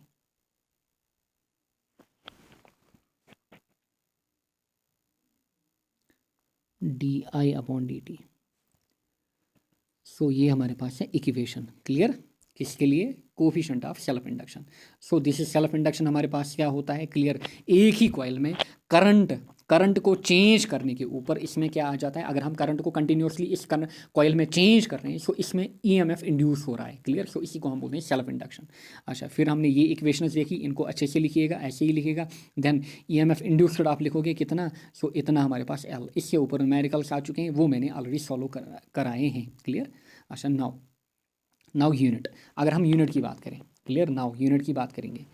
So unit आप ऐसे अलग से लिखोगे, मेरे पास जगह नहीं है, सो आप अपने हिसाब से लिखना है इसको। सो अभी हमने देखा जो एल हमारे पास है, it is 5/A, 5/I, 5। Flux के लिए हमने यूनिट देखा है, फ्लक्स के लिए ऑलरेडी हमारे पास यूनिट जो है इट इज़ वेबर। अच्छा, आई करंट हमारे पास एम्पियर, वेबर एम्पियर, और इसी को दूसरा नाम दिया जाता है henry. Very very important, H is equal to henry. So this is the SI unit. ये है एसआई यूनिट किसका? Coefficient of self induction, coefficient of self induction. L क्या है? Coefficient of self induction. इसका जो एसआई यूनिट है it is henry. Now dimension की अगर मैं बात करूँ, अगेन एल जो हमारे पास है इट इज़ 5/I, एंड 5 का यूनिट ऑलरेडी अभी हमने देखा, अगर आपको याद होगा, it is M1L2 T-2 A-1 divide by यहाँ पे A। क्लियर, डिवाइड बाई यहाँ पे A। जब आप इसको सिंप्लीफाई करोगे, A ऊपर जाएगा, ये क्या बनेगा? ये बनेगा M1L2 T-2, A ऊपर जाएगा, ये क्या बनेगा? -A और माइनस, हाँ, यानी कि A-1। सो ये क्या बनेगा? A-2 यहाँ पे। सो M1L2 T-2 A-2। अगेन इसको ऑब्जेक्टिव्स में पूछा जाता है। So these are the units and dimensions. Clear, these are the units and dimensions किसके? Coefficient of self induction. L क्या है? कोफिशिएंट ऑफ सेल्फ इंडक्शन, ध्यान रखिएगा।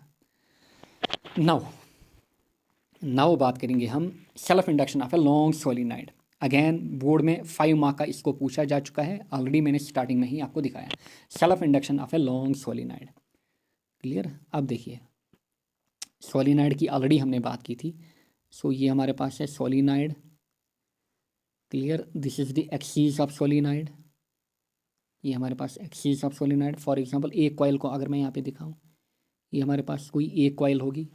क्लियर, एंड ये हमारे पास कॉइल का नॉर्मल यहाँ पे होगा। अच्छा, along the axis magnetic field कुछ यूँ हमारे पास होती है सोलिनाइड में। क्लियर, दोनों चीज़ें मैंने आपको दिखाई, अच्छे से लिखिएगा। Self induction of A solenoid. अच्छा, लॉन्ग सोलिनाइड या फिर सोलिनाइड। क्लियर, लॉन्ग सोलिनाइड या फिर सोलिनाइड। अच्छा, अब देखिए, लॉन्ग सोलिनाइड किसको हम बोलते हैं? अगर ये डेफिनेशन आई, जब इसकी जो लेंथ होती है, जब हमारे पास लेंथ जो होती है सोलिनाइड की, it is very very greater than radius. It is very very greater than radius of solenoid, यानी कि रेडियस से ज़्यादा होगी, सब उस कंडीशन में सोलिनाइड को हम लॉन्ग बोलते हैं। नाउ ऐसे आप लिखोगे, consider, clear, consider a current I, consider a current I। So let, यहाँ पे जो करंट फ्लो हो रही है सोलिनाइड में, वो कितनी फ्लो हो रही है? वो यहाँ पे I फ्लो हो रही है। क्लियर, जो करंट फ्लो हो रही है सोलिनाइड में, वो कितनी फ्लो हो रही है? I। Consider a current I flowing, clear, in a solenoid, clear, in a solenoid, comma, let n be the number of turns of solenoid।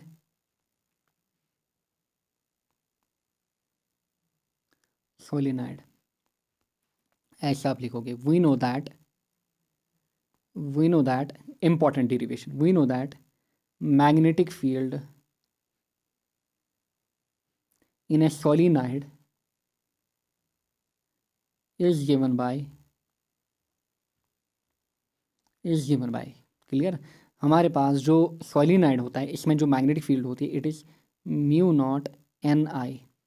Clear, μ0 Ni। Clear, μ0 Ni। इस चीज़ का आप अच्छे से ध्यान रखोगे। वायर जो हमारे पास स्मॉल n है, it is equal to number of turns per unit length. Capital N क्या है? Number of turns. अच्छा, जो n स्मॉल n है, इट इज़ N/L। क्लियर, इस चीज़ का आप ध्यान रखोगे। नाउ सो ये हमारे पास है मैग्नेटिक फील्ड। सो मैग्नेटिक फील्ड की डायरेक्शन भी मैंने आपको दिखाई अलोंग द एक्सिस। क्लियर, अच्छा, अब हम क्या करेंगे, मैग्नेटिक फील्ड को निकालेंगे या फिर फ्लक्स को पहले हम निकालेंगे यहाँ पे थ्रू ईच टर्न, यानी कि एक एक टर्न के अलॉन्ग। क्योंकि देखिए नंबर ऑफ टर्न्स यहाँ पे हमारे पास होती है सोलिनॉइड में एक एक टर्न को, जैसे मैंने आपको अलग से एक टर्न दिखाई। इस टर्न में हम देखेंगे पहले मैग्नेटिक फ्लक्स कितना होगा, फिर हम यहाँ पे कैलकुलेट कर पाएंगे टोटल में कितना होगा। द मैग्नेटिक फ्लक्स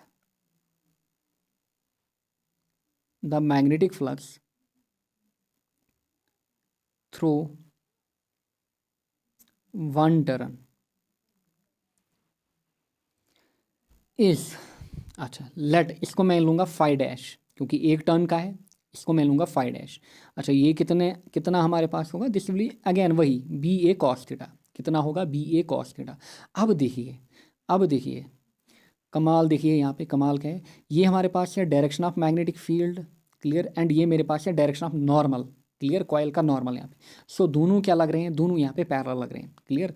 अब देखिए यहाँ पे थीटा जो हमारे पास है, थीटा कितना यहाँ पे 0 डिग्री, ऐसे आप लिखोगे, क्यों, क्योंकि बी जो हमारा है it is parallel to normal यहाँ पे, क्लियर, बी जो हमारा है it is parallel to normal, and cos 0 हमारे पास कितना होता है 1, देयरफॉर जो फाइव डैश है, फाइव डैश कितना निकलेगा, फाइव डैश हमारा निकलेगा B into A, clear, B into A, clear, जो फाइव डैश हमारा है वो कितना निकलेगा B into A, and B already हमने कैलकुलेट किया है, इस इक्वेशन को नाम दीजिए 1, क्लियर, इस इक्वेशन को नाम दीजिए 1, यहाँ पे आप लिखोगे फ्रॉम इक्वेशन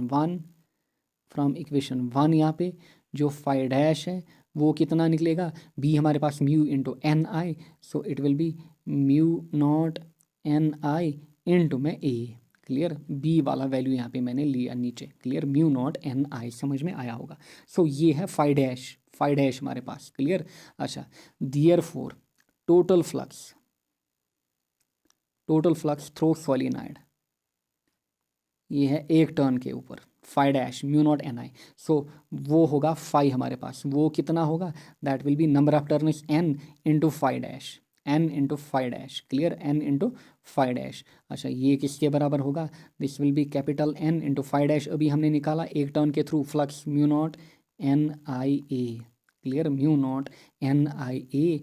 और अब देखिए इसको मैं कैसे लिखूँगा, अच्छे से देखिए, जो स्मॉल एन मेरे पास है इसको मैं ऐसे लिखूँगा, एन को यहीं पे रहने देते हैं, म्यू नॉट को यहीं पे रहने देते हैं, n small n number of turns per unit length, इसको मैं लिखूँगा एन बाई एल, क्लियर, इसको मैं लिखूँगा N by L into I into में A, clear, into I into में ए। इसको थोड़ा सिंप्लीफाई करिए, ये बनेगा हमारे पास म्यू नॉट एन और एन दो N, mu not an square I A upon में L, so this is the equation, ये हमारे पास है फ्लक्स की equation, clear, mu not an square I A upon L, clear, mu not an square I A upon L, this is very important, clear. अब इसको देखिए, clear, सो इसको ध्यान में रखिएगा, इसको आप नाम देंगे इक्वेशन ए, क्लियर, इसको आप नाम देंगे इक्वेशन ए। अगर आप यहाँ से एल निकालना चाहो आप इजीली एल को भी निकाल पाओगे, क्लियर, अगर आप यहाँ से एल को निकालना चाहो। अच्छा आल्सो अब देखिए थोड़ा इसको मॉडिफाई करते हैं थोड़ा, आल्सो जो हमारे पास फाइव होता है वो किसके बराबर होता है, एल आई के बराबर होता है, क्लियर, एल आई के बराबर होता है। इसको आप नाम दीजिए इक्वेशन नंबर 2, 1 ऑलरेडी हमने ऊपर दिया था नाम इक्वेशन को, इसको आप नाम दीजिए इक्वेशन 2, एंड इस इक्वेशन को हमने ए दिया है नाम, so five is equal to L I. So इस फाइव और इस फाइव को आपस में कंपेयर करिए, नाउ कंपेयरिंग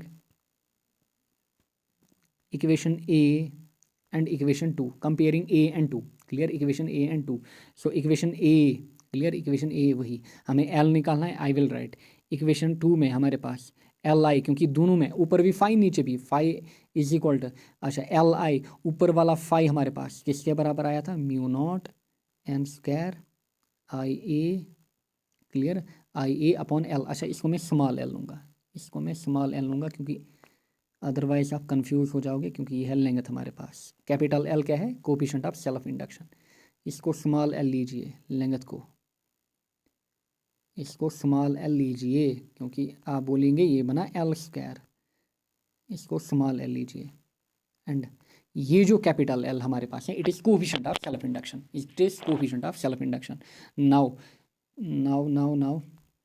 एल को सिंपली यहाँ पे निकालिए, अगर आप एल को यहाँ पे निकालना चाहो आई और आई गया, सो एल जो आपके पास निकलेगा coefficient of self induction, this will come out to be mu not an square A upon L. Clear, mu not an square A upon L, and this is the equation किसके लिए, coefficient of self induction के लिए, mu not an square A upon L. Very very important equation. Clear, very very important equation. And इसी equation को एक बार NEET में modify करके दिया था, चाहे आप ये इक्वेशन देखो डेरिवेशन में या फिर इसको लिखिए।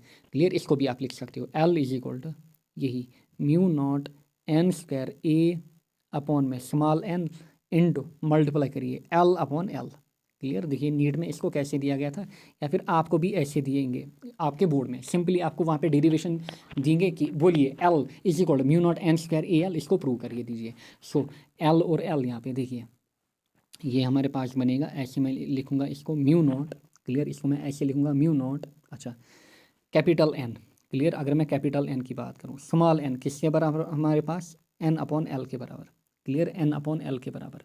क्लियर, एन अपॉन एल के बराबर।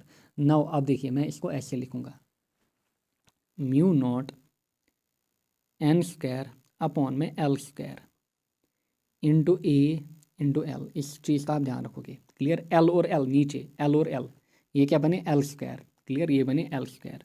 Now this will be equal to mu not N upon L का whole square into A L. Now N by L हमारे पास है simple small N, so mu not an square A L, बाकी कुछ नहीं। सो जो हमारे पास कोफिशिएंट ऑफ सेल्फ इंडक्शन है, इसको आप ऐसे भी लिख सकते हो, आप mu not an square A L, mu not an square A L, चाहे आप ऐसे लिखो या फिर चाहे आप इसको ऐसे लिखो, this is one and the same thing. I hope आपको समझ में आया होगा। सो डेरिवेशन हमने कैसे की, सो ऐसे हमने लिखा, सोलिनाइड को हमने लिया, लॉन्ग सोलिनाइड को। सो ये चीज़ें हमने ली, इसमें करंट आई इतना इतना, फिर बी हमने इतना लिया, म्यू नॉट एन आई, मैग्नेटिक फ्लक्स को इतना लिया, फाई डैश। सो एक टर्न के लिए निकाला, फिर टोटल निकाला, यानी कि नंबर ऑफ टर्न्स हमारे पास capital N and small L क्या है यहाँ पे, लेंथ। अच्छा, कैपिटल एल क्या है, कोफिशिएंट ऑफ सेल्फ इंडक्शन, हमें वही निकालना था, वो हमने निकाला। Mu not an square A upon L, या फिर ऐसे आप लिखो mu not an square A into L. Clear, दोनों एक ही बात है, दोनों एक ही बात है। नाउ यहाँ से आपको क्लियरली समझ में आ रहा होगा, ये आपके एग्जाम में दिया जाता है, बोर्ड में ऑलरेडी इसको पूछा जा चुका है, बोर्ड में factors affecting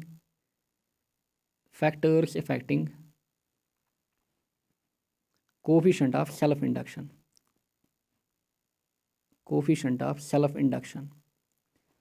factors affecting coefficient of self induction. Clear, so पहला क्या है, देखिए इक्वेशन में क्या आपको क्लियरली दिख रहा है, mu nought. Clear, mu nought. So पहला जो फैक्टर है इट इज़ मीडियम।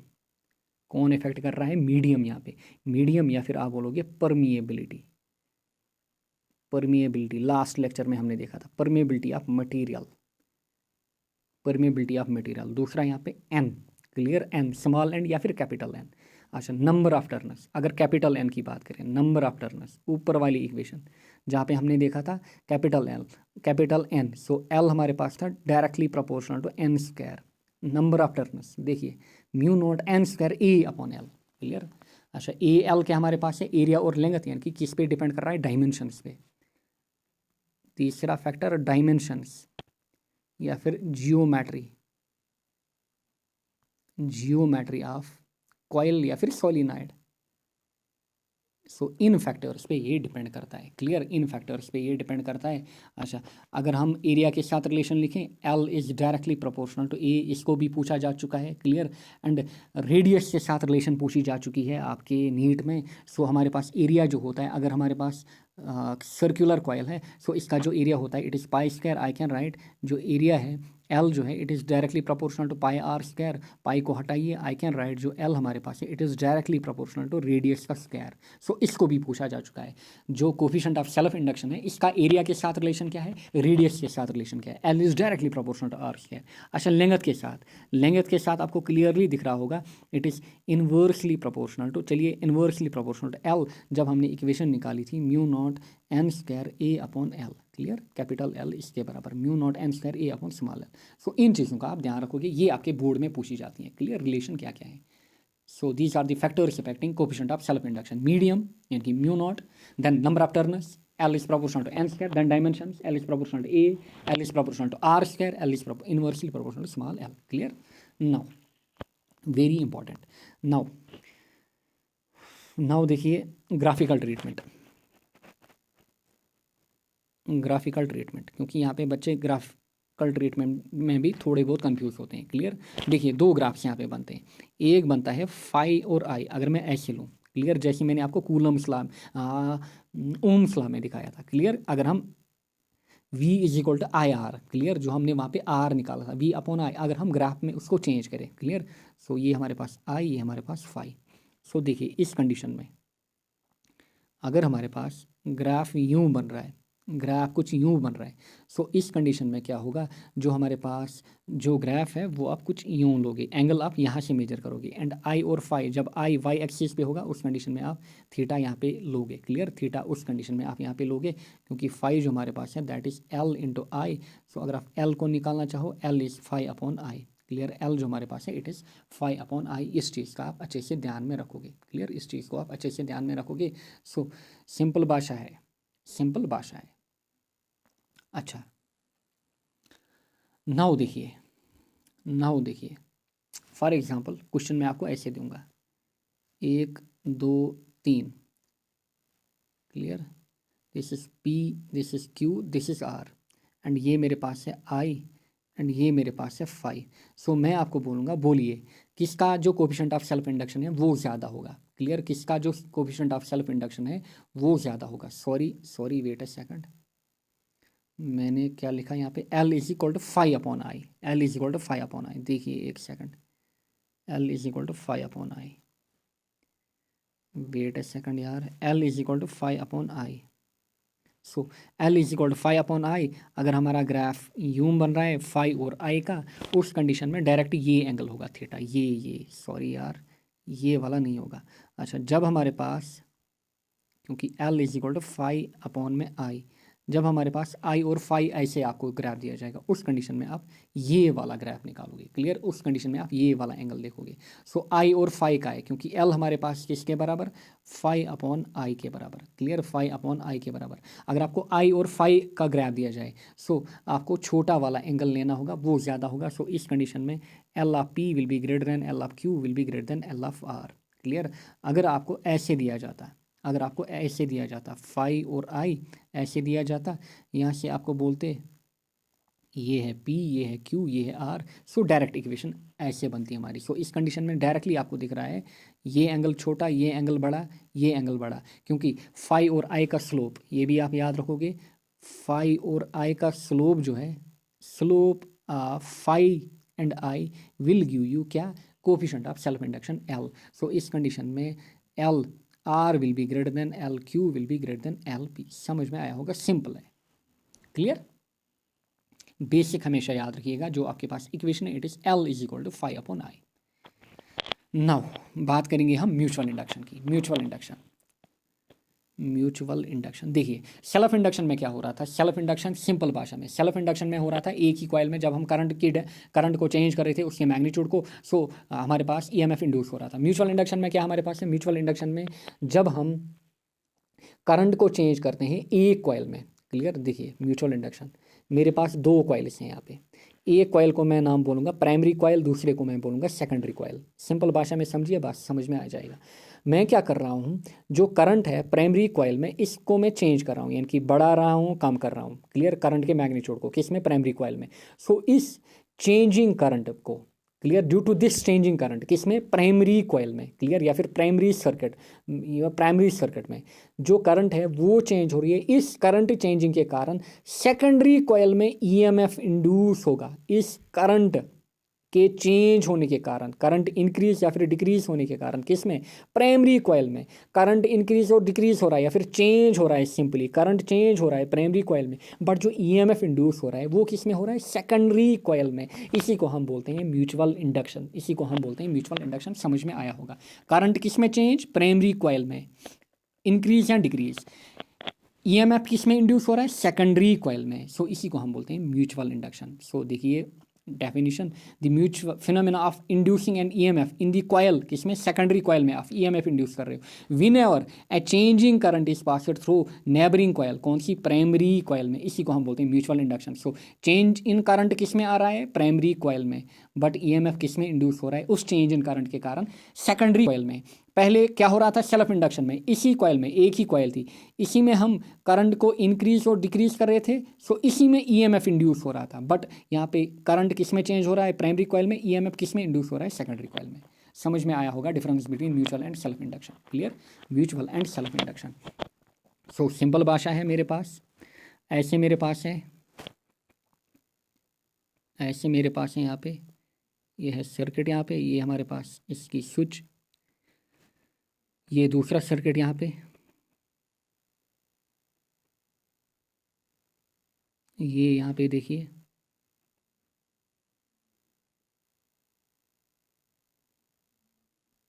ये है दूसरा यहाँ पे सर्किट। सो ये जो कॉयल है इसको मैं बोलूँगा this is coil 1, coil 1, this is coil 2, ये है कॉयल 2, कॉयल 2, कॉयल 2 मतलब ये है primary coil, this is primary coil and this is secondary coil, this is secondary coil. अब देखिए हो क्या रहा है, जो प्राइमरी कॉयल हमारे पास है, जो प्राइमरी कॉयल हमारे पास है, जब मैं वही चीज़ है, जब मैं इसको अगेन यहाँ पे क्या करूँगा, इसको यहाँ पे क्लोज करूँगा, यानी कि करंट इसमें फ्लो होगी। सो इस करंट होने के कारण जब इसमें हमारे पास करंट फ्लो होगी, सो होगा क्या, यहाँ पे हमारे पास इसमें ईएमएफ सॉरी यहाँ पे इसमें क्या होगा, करंट इंड्यूस होगी, क्या होगी, करंट इंड्यूस होगी, इसमें क्या होगी, यहाँ पे करंट इंड्यूस होगी।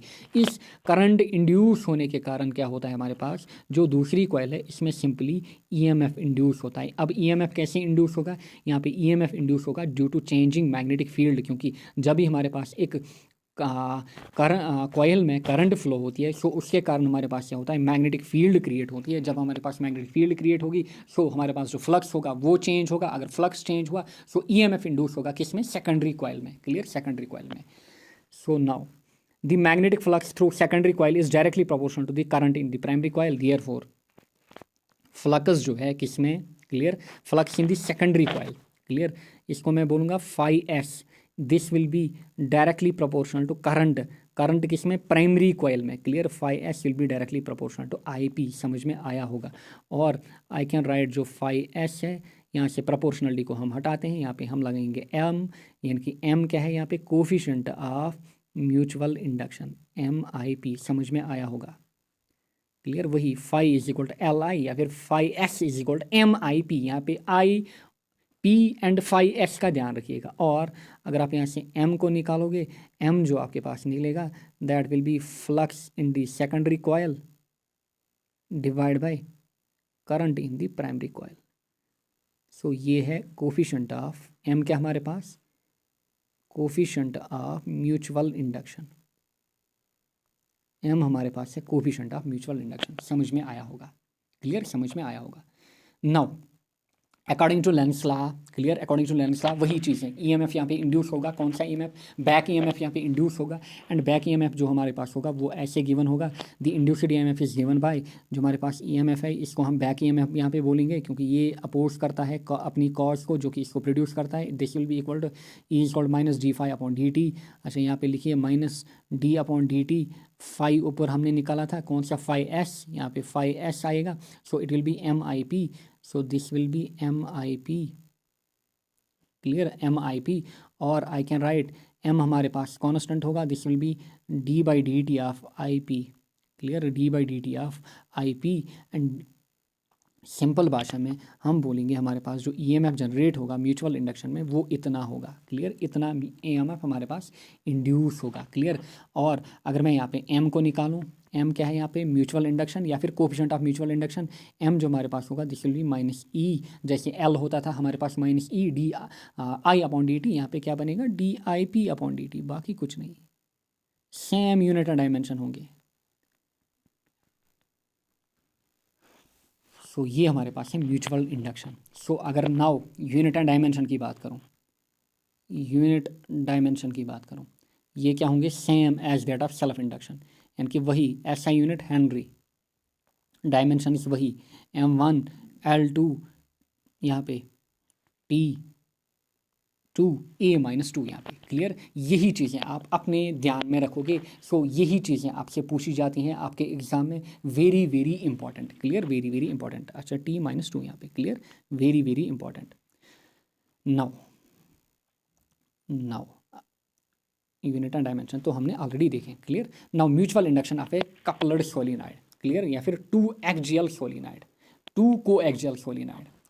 ये है two coaxial, co A X I A L, two axial solenoid. Clear, यानी कि डबल सोलिनॉइड। इसमें क्या होंगी, प्राइमरी एंड सेकेंडरी कॉइल होगी। क्लियर, यानी कि दो टाइप की टर्न्स होंगी, दो टाइप की टर्न्स, यानी कि प्राइमरी एंड सेकेंडरी।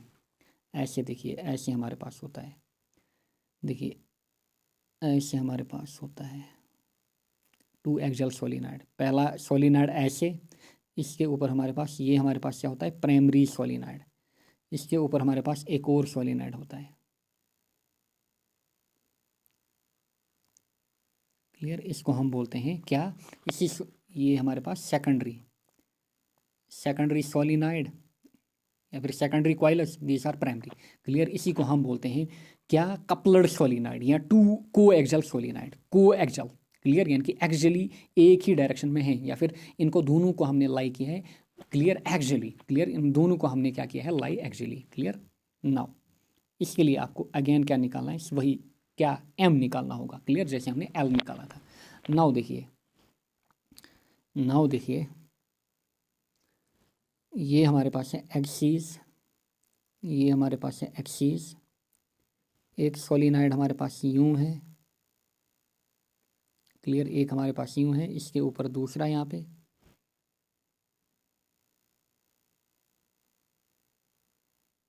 इसको मैं बोलूँगा सोलिनॉइड S2, इसको हम बोलेंगे सोलिनॉइड S1। क्लियर, या फिर इसको आप बोल सकते हो SP, इसको SS, यानी कि प्राइमरी और सेकेंडरी, आपकी मर्जी क्या आप रखो। क्लियर, अच्छा अब इस कंडीशन में let N1 is equal to number of turns in primary solenoid, यानी कि S1 या फिर SP। N2 is equal to number of turns in S2, यानी कि सोलिनॉइड 2 या फिर secondary solenoid. Clear, secondary solenoid. अब देखिए, ये हमारे पास क्या है, let this is the length of solenoid. Clear, this is the length of solenoid. अब मैंने इनको ऐसे रखा है, लेट इस कंडीशन में जो हमारे पास रेडियस है R1 is equal to R2 is equal to R, यानी कि दोनों का जो रेडियस मैंने लिया है वो क्या मैंने लिया है, सेम लिया है। क्लियर, वो क्या मैंने लिया है, सेम लिया है। अच्छा, वही फिर मैग्नेटिक फील्ड वही कैलकुलेट हमें करनी होगी, फ्लक्स वही। अच्छा, देयरफॉर द मैग्नेटिक फील्ड, या फिर आप लिखो we know that the magnetic field, we know that the magnetic field inside solenoid one वो कितनी होगी, B1, that will be equal to mu naught N1 into I. Clear, mu naught N1 into I. Clear, अच्छा अब जो magnetic field यहाँ पे solenoid 1 में है वही मैग्नेटिक फील्ड यहाँ पे सोलिनॉइड 2 में भी होगी। The same magnetic field will be linked with solenoid 2 या फिर सेकेंडरी सोलिनॉइड, जो भी आप नाम देंगे। Therefore B1 will be equal to B2 will be equal to B, दोनों को हम इक्वल रखते हैं। देयरफॉर जो टोटल मैग्नेटिक फील्ड होगी वो हमारे पास कितनी होगी, B। क्लियर, वो हमारे पास कितनी होगी, B। Now the magnetic flux, EMF, but ध्यान रखिएगा EMF किस में इंड्यूस हो रहा था, clear, EMF। Clear, so let हम बोलेंगे यहाँ पे EMF दूसरे में इंड्यूस हो रहा है। So the magnetic flux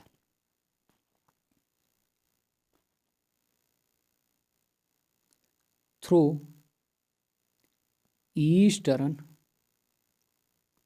of solenoid 2 clear, the magnetic flux through each turn of solenoid two each turn, यानी कि या फिर वन टर्न, ईच टर्न या फिर one turn, phi dash is equal to B A cos theta, वही। Clear, again होगा क्या, अगर ये एक टर्न है हमारे पास, एक टर्न, ये हमारे पास है डायरेक्शन ऑफ मैग्नेटिक फील्ड, ये हमारे पास है टर्न का नॉर्मल, सो दोनों क्या है आपस में पैरेलल, देयरफॉर इस कंडीशन में जो हमारे पास थीटा होगा, theta will be equal to 0 degree. क्यों, जो हमारे पास बी है, B is parallel to normal, यहाँ पे बी क्या है, पैरेलल टू नॉर्मल, देयरफॉर जो फाई डैश होगा this will be A equal to B A, क्योंकि कॉस 0 हमारे पास 1 होता है, so this will be equal to B, B already हमने निकाला हुआ है, इसको इक्वेशन 1 नाम दीजिए, वही वही फंडा जो हमने पहले किया। सो फ्रॉम इक्वेशन 1 जो फाई डैश हमारे पास होगा, क्लियर, जो फाई डैश हमारे पास होगा वो कितना होगा, बी इंटू ए, बी ऑलरेडी हमने निकाला है, क्लियर, ये होगा B1 के बराबर। अच्छा, ये कितना होगा इस टाइम, B1 के बराबर, सो this will be mu not या फिर बी, क्योंकि दोनों हमारे पास इक्वल हैं, B1 कि हमने इनको बी ही बोला, so this will be equal to जो फाई डैश होगा वो होगा बी, अच्छा बी कितना, mu naught N1, clear, N1 into I into A, clear, mu naught N1 I into A, therefore total flux through solenoid two, यानी कि second solenoid या फिर secondary solenoid, clear, total flux हमारे पास कितना होगा, phi, that will be equal to number of turns in second solenoid into phi dash, एक में कितना हमारे पास फ्लक्स था, so this will be equal to N2, इसको नाम दीजिए इक्वेशन ए, चलिए कुछ नाम नहीं दीजिए या फिर ऐसे रखिए 2, so this will be equal to N2 into phi dash, phi dash हमारे पास कितना, फाई डैश वही म्यू नॉट N1, ये है N1 I, clear, I into A, clear, I into A, समझ में आया होगा। अच्छा, नाउ N1 हमारे पास, clear, N1 small N1, clear, हमारे पास होता है number of turns per unit लेंगे, this will be N1 upon L, क्योंकि L दोनों का सेम यहाँ पे, so this will be N2 into mu nought यहाँ पे कैपिटल N1 अपॉन में L इंटू में आई इंटू में ए, समझ में आया होगा, क्लियर, समझ में आया होगा। और इसको थोड़ा सिंप्लीफाई करिए, you will write it as mu naught N1 N2 I into A upon में L, clear, I into A upon में L, ये हमारे पास निकला फाई, क्लियर, इसको नाम दीजिए ए, याद है ना, वही जैसे लास्ट वाली डेरिवेशन हमने की। Now we have mutual induction, we have phi is equal to M into I, clear, phi हमारे पास होता है M into I, clear, phi हमारे पास होता है M इंटू आई, इसको नाम दीजिए इक्वेशन 2। अच्छा, इक्वेटिंग, क्लियर, या फिर comparing equation A and equation 2, phi दोनों में, फाई और फाई, सो ये किसके बराबर होगा, ये होगा MI होगा किसके बराबर, mu naught N1 N2, mu naught N1 into, अगर आपको पहली डेरिवेशन आई पहले सोलिनॉइड के लिए, ये भी आपको इजीली आएगी। अच्छा, इंटू में आई इंटू में ए अपॉन में L, सो होगा क्या यहाँ पे, आई और आई गया, अब बचा क्या हमारे पास, M हमारे पास निकल के आया, M जो हमारे पास निकल के आया, ये निकल के आया म्यू नॉट N1 N2। अच्छा, पहले हो क्या रहा था, जब हमने सेल्फ इंडक्शन निकाला था एक सोलिनॉइड के लिए, वहाँ पे N स्क्वायर, क्योंकि यहाँ पे दो सोलिनॉइड्स हैं, दोनों के अलग अलग टर्न्स होंगे, क्लियर, ए अपॉन में L, ये हमारे पास इक्वेशन निकल के आई। सो ये था आज का टॉपिक हमारा, clear, so mu M is equal mu naught N1 N2 A upon L। So again आप यहाँ पे लिखोगे कि M किस पे डिपेंड है, clear, coefficient of mutual induction M depends on again वही पहला मीडियम पे डिपेंड कर रहा है, यानी कि म्यू नॉट, दूसरा नंबर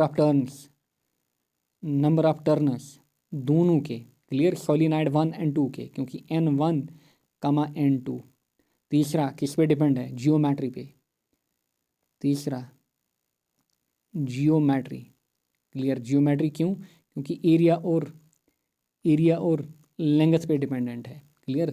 अच्छा, लास्ट यहाँ पे position of coils, position of coils उसमें नहीं था क्योंकि हमारे पास दो कॉइल्स हैं यहाँ पे, या फिर position of solenoids. Clear, position of coils या फिर सोलिनॉइड्स, क्योंकि हम या तो सोलिनॉइड्स को ऐसे रखेंगे एक दूसरे के ऊपर, क्लियर, ऐसे रखेंगे, या फिर हम सोलिनॉइड्स को ऐसे भी रख सकते हैं, क्लियर, ऐसे भी रख सकते हैं। सो इस पोजीशन पे भी डिपेंड करेगा। सो ये था हमारा आज का टॉपिक, आई होप आपको समझ में आया होगा। Clear, so very easy topic, इस चीज़ का आप ध्यान रखेंगे। अच्छा, लास्ट पे इस चीज़ का आप ध्यान रखेंगे। लास्ट पे एक चीज़ जो मैं आपको बोलूँगा, आपके सिलेबस में नहीं है, इंडक्टर्स इन हाँ हाँ सीरीज एंड पैरेलल, बस इसका आप ध्यान रखेंगे। जब सीरीज में होंगे तो आपको क्या करना होता है, जो एल इक्विवेलेंट हमारे पास होता है, it is L1 + L2। Clear, जब पैरेलल में होते हैं, जब पैरेलल में होते हैं मे बी न्यूमेरिकल में यूज़ होगा। सो उस कंडीशन में 1/L इक्विवेलेंट होगा किसके बराबर, 1/L1 + 1/L2। सो इसी का आप ध्यान रखोगे, बाकी आपसे इसकी डेरिवेशन नहीं पूछी जाएगी। सो आई होप आपको ये समझ में आया हो, किसकी डेरिवेशन, सीरीज एंड पैरेलल की। सो ये डेरिवेशन से आपसे पूछ सकते हैं, म्यूचुअल इंडक्शन किसका, कपलर्ड सोलिनॉइड का। देन आपसे पूछेंगे जो हमारे पास म्यूचुअल इंडक्शन है ये क्या होता है, क्लियर, म्यूचुअल इंडक्शन है ये क्या होता है, क्लियर। देन हमने देखा था यहाँ पे सेल्फ इंडक्शन, एक लॉन्ग सोलिनॉइड का, वेरी इंपॉर्टेंट, सेल्फ इंडक्शन क्या होता है, क्लियर, ये चीज़ें आप ध्यान में रखोगे। लेंस लॉ क्या होता है हमारे पास, क्लियर। अच्छा, फिर हमने ये देखा था methods of changing flux, then motional EMF हमने देखा, induced EMF, first law and second law किसका, फैराडे का। सो इन चीज़ों को हमने देखा। सो ये था हमारा वन शॉट पार्ट 1। नेक्स्ट में आएगा पार्ट 2। पार्ट 2 में हम क्या करेंगे, देखिए बस आप अपने नोट्स बनाते जाइए। पार्ट 2 में हम किसको उठाएंगे, अल्टरनेटिंग करंट को। दो एक ही वीडियो में नहीं होगा क्योंकि लंबा चौड़ा चैप्टर है। सो पार्ट 2 में हमारे पास, पार्ट 2 में अल्टरनेटिंग करंट यहाँ तक हो जाएगा, फिर पावर वगैरह जो है एसी जनरेटर ट्रांसफार्मर पार्ट 3 में फिनिश हो जाएगा। क्लियर। सो अपने नोट्स को अच्छे से मेंटेन करिए। Thank you all.